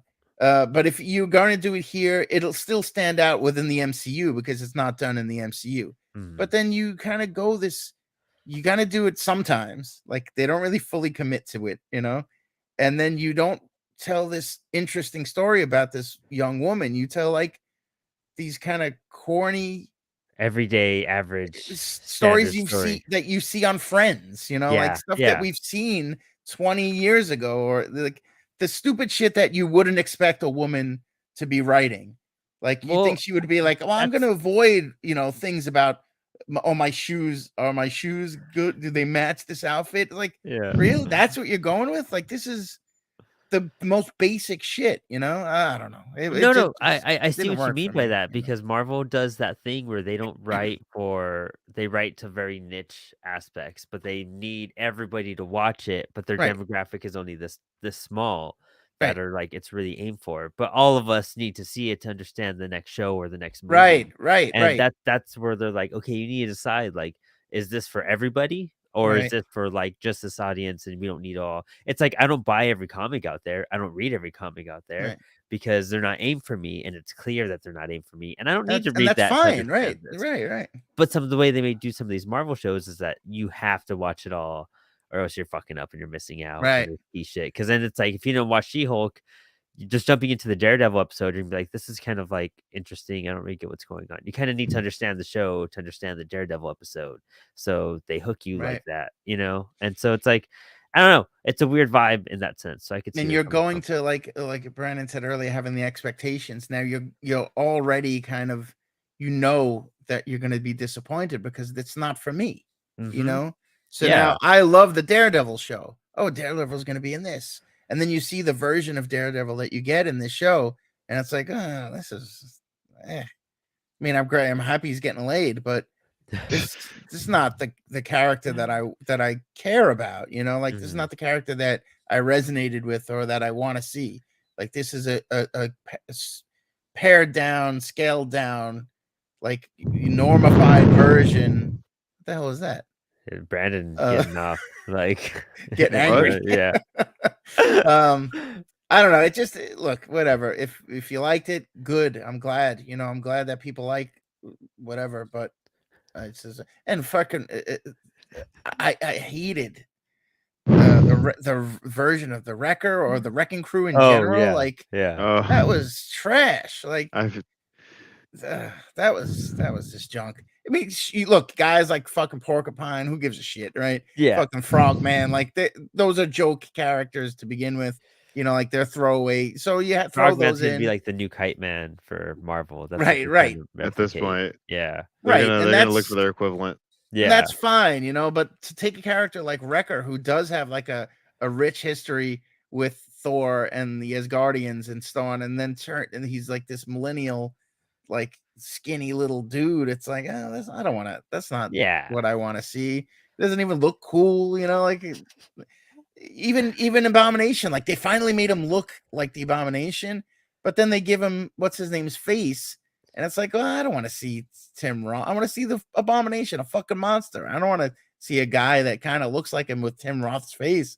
Yeah. Like, it's kind of a ripoff, you know. That was a little goofy at that point too. Like very goofy. I get to see where you're coming from with some of that. I don't know, but I enjoyed it. So fuck good. Yeah, I mean, well, I again turn the brain off and just take it in, and right, and that's it's also like seeing what they did. But interesting enough, like with all that type of stuff. I don't know. It was one of the shows I walked into that I wasn't excited for, but once I started doing it, I was like, you know what? I enjoy. I'm digging it. Like it surprised me for liking it because I walked in. All right, good. I didn't want. You had low expectations. Right? Yeah. I wasn't sure what to expect, but I'll end with that. Like it's the kind of show that if you just casually watch it, it's easy to get through. But if you kind of pay attention for a lot of things, there's a lot more to take in. That's just my take. Runaways. Did anybody? No, I watched it. Oh, really? I watched Runaways. Yeah, underrated just because it did a lot of cool shit. I won't spoil it, but there's a lot of interesting things going on, and I think nobody talked about it, and I think it was pretty awesome. Did they have the dragon in it? Not the dragon, the dinosaur? Yeah, they had the dinosaur. How did it look? It was, I think it was CG. I can't remember. Did it look? But it didn't look. I remember it looking pretty decent. All right, interesting. And they had the kids in it. Yeah. Like, how did they do it? They had Vision's kids, you know, Scarlet Witch's kids and stuff. No, they had. So they had. They made some changes, obviously. Yeah, there's a few changes they made, but okay. Overall, I thought it was like a teen. That's the thing, though. It does have like cheesy acting at times. It has that Disney Channel feel. Right. Because it's like teen acting. Right. But overall, I mean, it's mysterious enough to where you're like, what's going to happen next? Why are they here? Who's this? Why is there a spaceship? You know, you start getting all wrapped up into it. And then, you're like, oh, this person's descended from like a witch. This person's like a genius. You know what I mean? Like, it gets pretty like trippy. Like I said, I liked it. It's not the greatest thing ever. I just think it's underrated because no one talked about it. Worth checking out. Worth checking out, or just like, eh. I mean, you can go on without seeing it, but if you're cool with like a teen drama, I think it's worth checking out. It explores a lot of like teen angst kind of things too, and also like it talks about like friendship and just kind of relationships as well, sexuality. Stranger Things. Lighter than Stranger Things, but it touches upon a lot of subjects you'd experience as a teenager. All right. Okay. Yeah. So I think it's worth watching for that as well. I mean, like if that's what you're looking for. Huh. All right. So I'll say. Yeah, those last two, She-Hulk underrated, Runaways underrated. I could do underrated for She-Hulk because I did enjoy the fuck out of it. Yeah, I like She-Hulk a lot. I mean, a lot of people liked it. I mean, people going crazy for it. Now, I don't, I wouldn't go crazy for it, but I just think that it was pretty solid, and I think it had a lot of cool shit. Had some good laughs.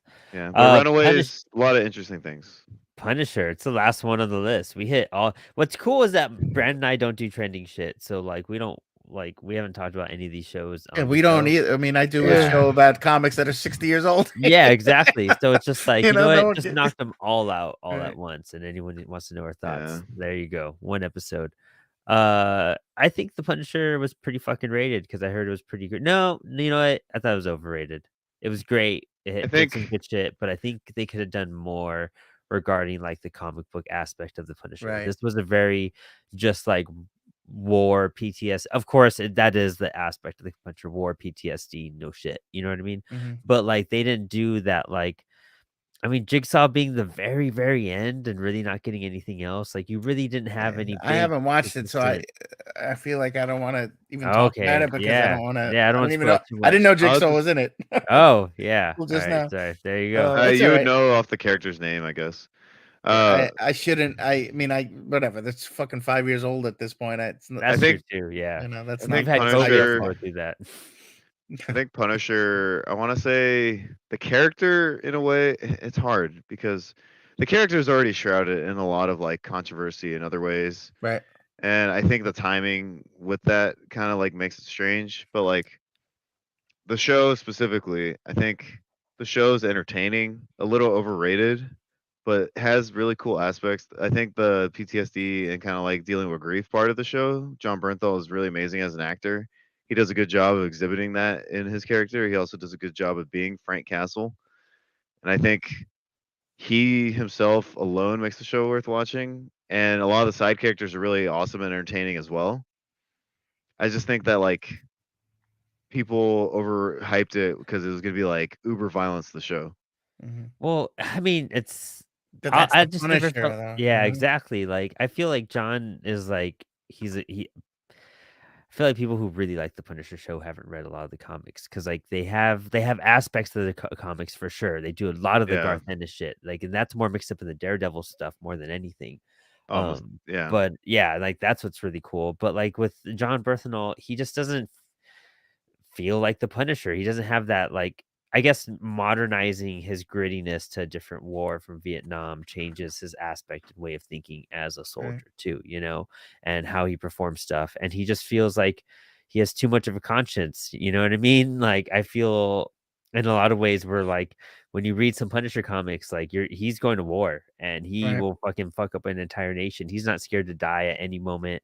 Like he'll just fucking trooper on. And it just felt like this Punisher was escaping shit, especially in season 2. Sorry, Tommy, but like It's he's like okay. escaping some of it, and he's you're on the like, run. yeah, you're like, that's not That's him. not the Punisher, It's right? not the Punisher. You know The what I mean? Punisher is a tough character to adapt because you're either going to go that Thomas Jane route, which was kind of light, Yeah, which was I it love was that one too. it was an all It was right like, movie, yeah, it was like it's shitty, but like you expect that shitty from the year it was made. It's right? very dated, but it hit some like good notes on some parts. The thing with that movie is that like and that version of the Punisher is that like you want him to be the psychopath that he is, right? You want him to be Yeah. that maniac. So the day that I saw that Punisher movie in the theater, I also went and I snuck in and I went to see that movie Man on Fire with Denzel Washington. You ever Oh, see that nice. movie?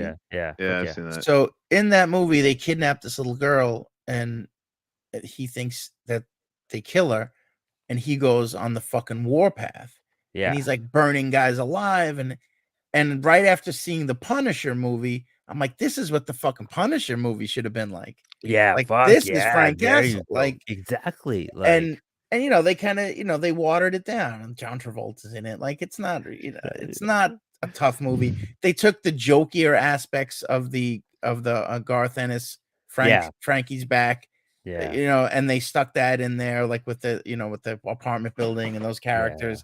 So it's like they kind of went in a goofy route, and it was a fine movie, whatever. It was okay, but I wanted it to be. I It's like a love family fun Punisher. You know what I right, mean? exactly.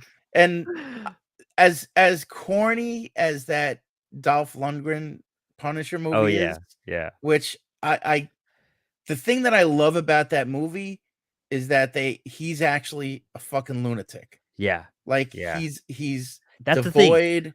the thing. He's a lunatic. That's Right. He's a what's missing. psychopath. That's Yeah. what he is.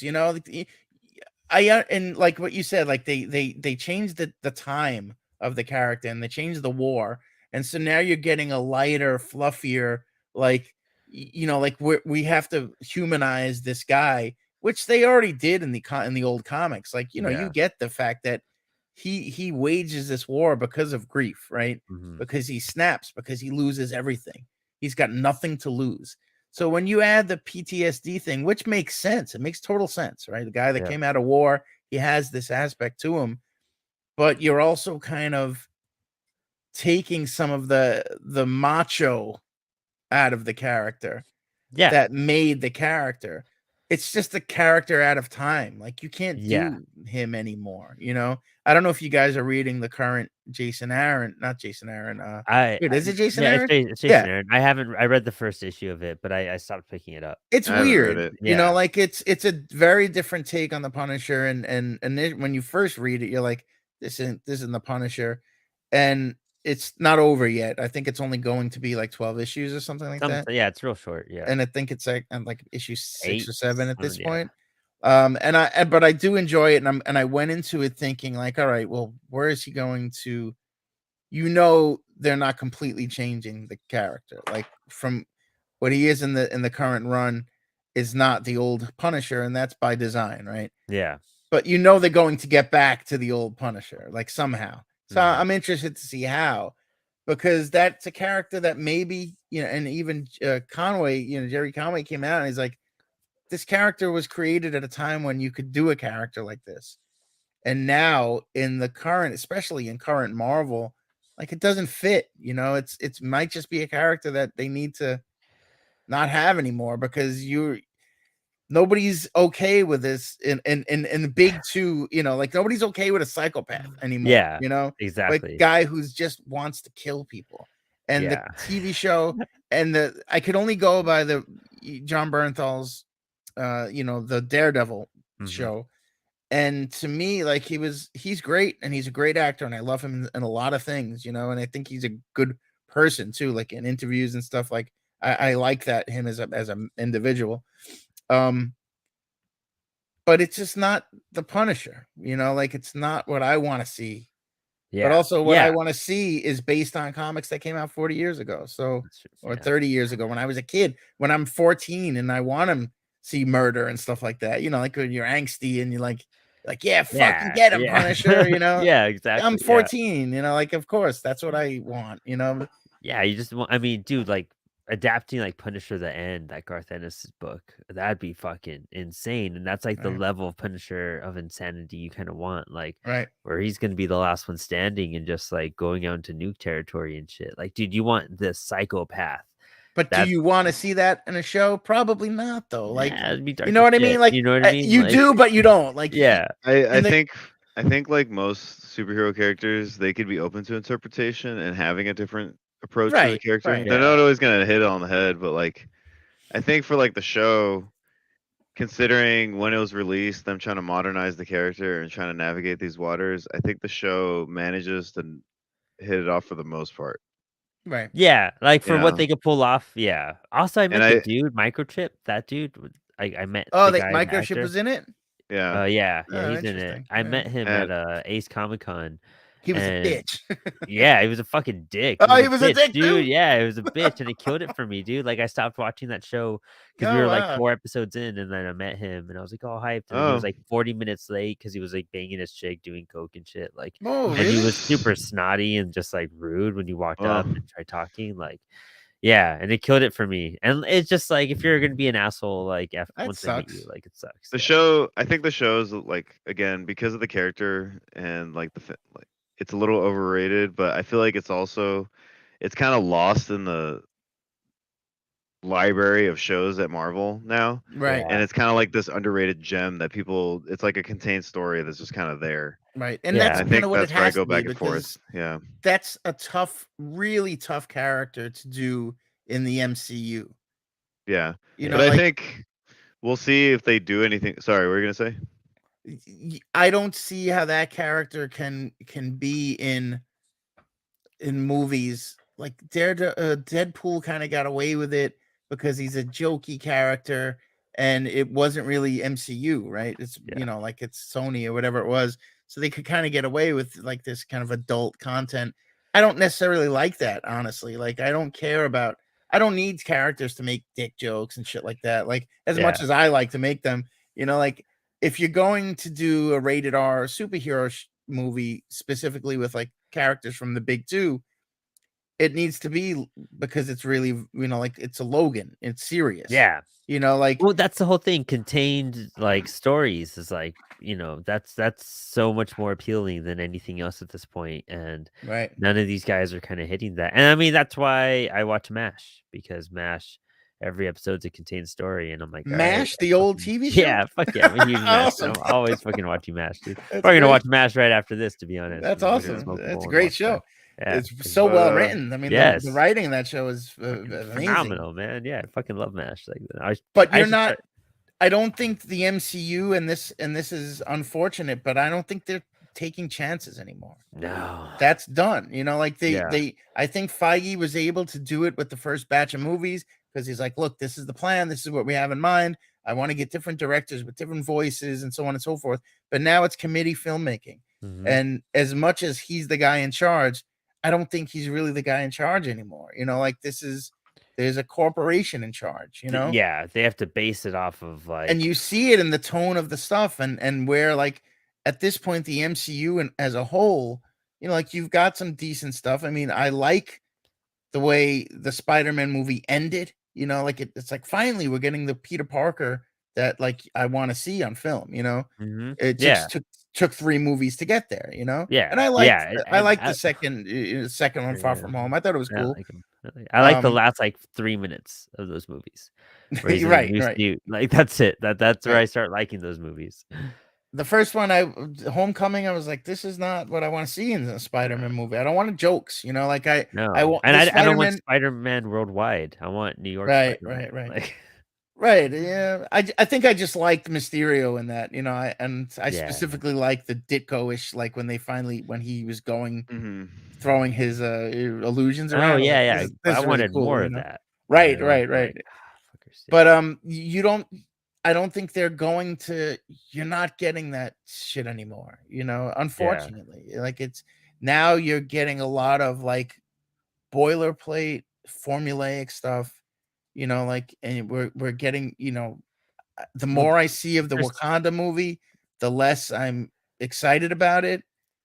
And I like Ryan Coogler as a filmmaker, but I don't think he's going to be able to do what he did with. I mean, the first Black Panther movie was fine. Like, I don't yeah. think it was the most amazing movie ever, but he was able to kind of have a voice there, Mhm. you know. And I don't know if that's going to happen now because now you're beholden to. Well, we have to have Ironheart in there, right? And we have to have Namor, possibly Doom. You know, maybe there's going to be some Doom in there. Who Yeah. knows? You know. So now you're beholden to so much other storytelling and so much other responsibility to the MCU as a whole that you're not getting those distinct voices anymore.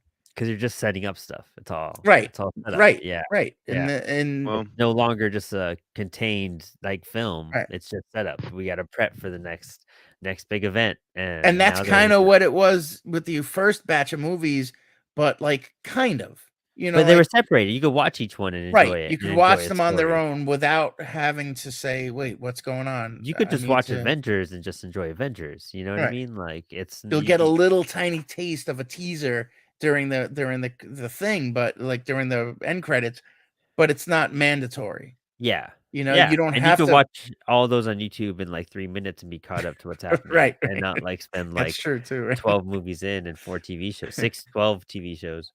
It's just a lot, and I feel like there might be like a burnout, you know, like there might be, but you know, you could say the same thing about Star Wars, right? But now Yeah. you have Andor, and Andor is amazing. Is it? I haven't seen it yet. I mean, I got the last 2 shows, Mandalorian first season, cool. Yeah. Second season, all right. Now Alright. we're starting to, you know, repeat ourselves a little here. Yeah. But we get Luke at the end, so that's Yeah. cool. Yeah. And then you get Boba Fett, and it's total shit. And then they Total get more shit. Luke, and Luke is like, all right, now we're getting more Luke, and it's not as cool. And you get Obi-Wan, which should be good, and it's not good, you know. But I Andor enjoyed is. the like last 2 episodes for sure. I You think liked it'll it? be- yeah. I don't know. I mean, I've what enjoyed happened? Andor. I with the at least as far as Star Wars goes, it's one of the better ones. Yeah, Yeah, I gotta watch Yeah. it for sure. I just think they're taking it serious, you know, and Yeah. they're not saying like, well, where's the cute animal? Like, where's the cute droid? Which we'll get eventually because we'll get K2SO at some point. But it's really well written and it's real, you know, like as Yeah. far as something in a galaxy far, far away could be real. But you're getting something that's like feels like they're taking it seriously and it's not a total joke after joke. And I like that. You know, I like when they take the material seriously. And I Yeah. think that you're getting that with Andor. And it's like it feels like a real thing, feels like a real show, like something that is adult, you know. I'm interested. We'll check it out. We'll put it on the list. I got a lot of Yeah. downtime right now. It's good, man. But the thing is, I don't know if it's gonna be good binge watching because it's really dense Uh, and there's a lot of dialogue that you need to process kind of right. like sit with. And it's well written dialogue. Like I love it. Like some of the stuff that some of the scenes are like so good. Like early Game of Thrones good. You know what I Yeah. mean? Like where you're in it and you want to watch it. But if you binge Game of Thrones, it's a lot, right? It's Yeah. dense as fuck. It's hard to binge. And I don't think that this is going to be a show that benefits from binging. because there Yeah. isn't a lot of like, oh, I could check my phone now. You know, I could Yeah, go walk exactly. over, I could go to the bathroom. Like I'm really enjoying it, watching it week to week, because I look forward to watching it. And when I watch it, my phone is off. I'm fully committed. I'm in it, you know. And I don't know if it's the kind of show that will be good for a binge. Maybe it will be if you're willing to fully commit to it, you know. Yeah, we'll see how he likes it. But I definitely recommend it. I think it's excellent, you know. Well, Brandon's bladder is about to explode. I can see Yeah. it squirming. And so Yeah. we'll end it on a high note there with a non-Marvel fucking Disney Plus show. It's all There you Disney, go. man. It's all Yeah. Disney. It's all part of the same corporation. One day there's gonna be a fucking Marvel Disney crossover, I guarantee. Dude, that's what we need. Like Guarantee. Galactus and Vader. Right. That's what we want. Yeah, Palpatine dude. back from the dead again. See, those were the best too. I mean, I'm gonna rant about that, but dude, yeah, thanks for hanging tonight. This is probably one of the longest podcast episodes we've ever done. This is fucking good. We covered so much material that we weren't going to cover, and now it's like a checklist. This is why we avoided MCU. It's a lot. Right. It's what happens, right? When you get into these conversations with people, fellow nerds again that love this kind of shit, you're bound to go over the clock. Yeah, because there's so much to say, you know. It's like, and we all have opinions, big opinions about it. You know, it's interesting seeing who has like their favorites and what, you know. Everyone has a different favorite on something, right? And why, right? Yeah, they all resonate. Well, we'll end the broadcast here, guys. Thanks for hanging. Yeah, thanks for having me. Thanks for letting me invite myself. Yeah, thanks for showing up for the second year now. Yeah, second year. Yeah, that's right. Nice. For birthday bash. It's be an annual. It won't be a birthday special without you now. That's cool. I'll be here next year. Maybe we'll get Mike. Right. We'll get Mike back. You know. Yeah. Loud bastard that he is. Well, later. All right. Guys. Thanks, y'all. Well, I just ended the broadcast. Brandon, go pee. All right.